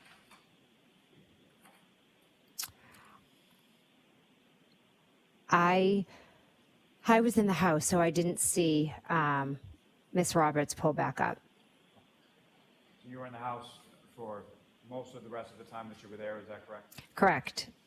And how long were you there that morning, waiting for the state police? I believe I left approximately 11:30. During the time that you were there, you're there, your sister Nicole Albert's there, your brother-in-law Brian Albert's there, and your husband Matthew McCabe's there, correct? Correct. And Was there anybody else that arrived at some point over the course of the morning while you were there at the house? Yes, And who was that? And if you know about what time was it that they arrived? Julie Albert. Now, with reference to when Julie Albert arrived, did, at some point around that time, did you have occasion to look out and see sort of what was going on outside? No, Were you aware whether or not there were any police or fire or anything that was still there at the time that Miss Julie Albert arrived? there wasn't. And she comes in the house, and at some point, I'm assuming she's informed of what had transpired there before her arrival, correct? Yeah, yes. And when she's informed of that, what, if anything, did you observe about sort of her demeanor or how she reacted? Shocked. Now, in addition to Julie Albert, who, if anyone else, was at the house that morning while you were there? Officer Lank and Gallagher were there. And Brian Higgins came that morning. And do you know how Brian Higgins came to know, or how Brian Higgins came to be there that morning, if you know? I don't know. Now, you mentioned that Officer Lank came back to the house, is that right? Yes, That was after some period of time when he had left? yes, He came back with another officer named Gallagher, is that right? yes.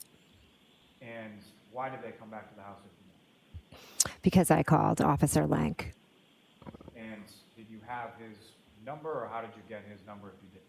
Julie Albert gave it to me. And so you called Officer Lank, he then comes back to the house on Fairview, is that right? Yes.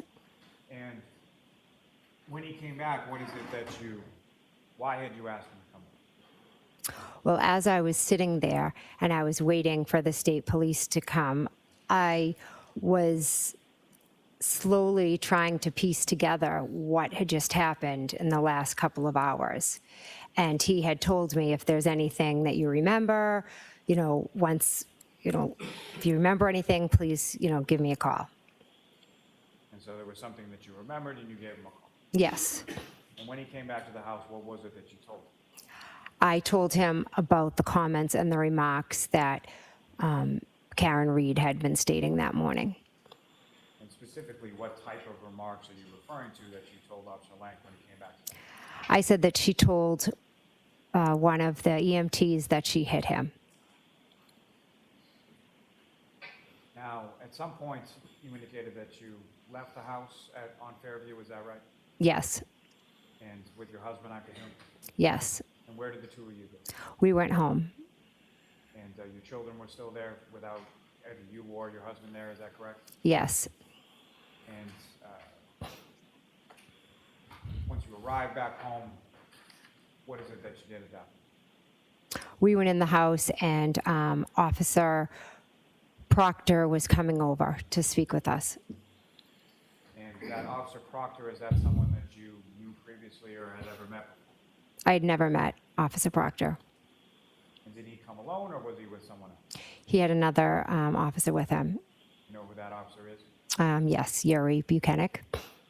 And had you ever met Yuri Buchanan No. before? When you get home,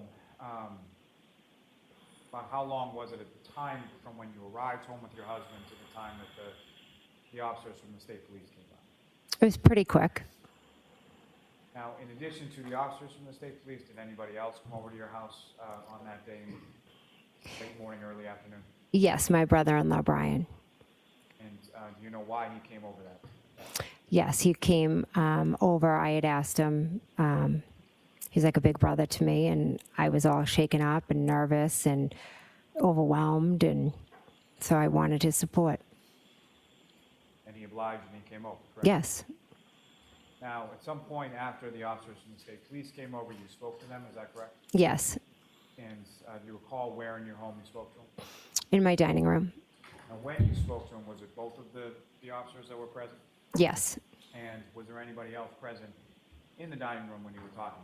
no, And as far as your husband or your brother-in-law, Brian, do you know where in the house they were when you were in the dining room? yes, they were in my bedroom. And And at some point later on that day, did those same officers talk to both your husband and your brother-in-law, Brian Allen? Yes. And during each of those respective conversations or interviews, do you know where you were in the house when those were going on? In my bedroom. And when you were in your bedroom, could you hear anything that they were saying downstairs in the dining room? No.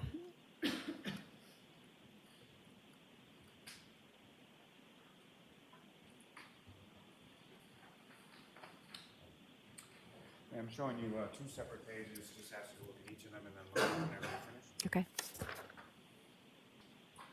Do you recognize each of those documents and what the content is? Yes. And those are essentially, one contains text messages that morning of the 29th between yourself and Miss Reed, correct? Yes. And the other one is sort of the list of phone calls between yourself and Miss Reed from that morning as well. Yes. Now, before I get into those, as far as after you had gone inside the house and Ms. Reed had got into Ms. Roberts' car, what if any other communication or what if any other communication did you have with Ms. Reed that morning?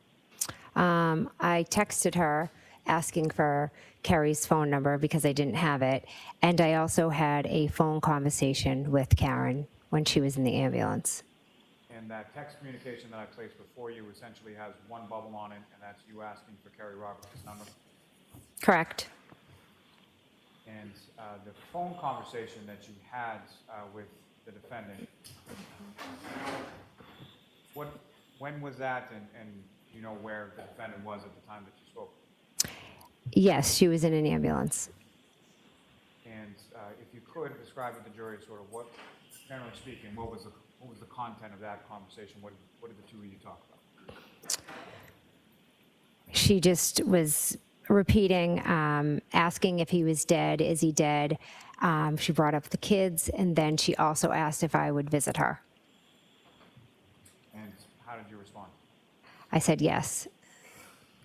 Now, following that phone conversation, did you have any further communication in any form that you can recall with the defendant?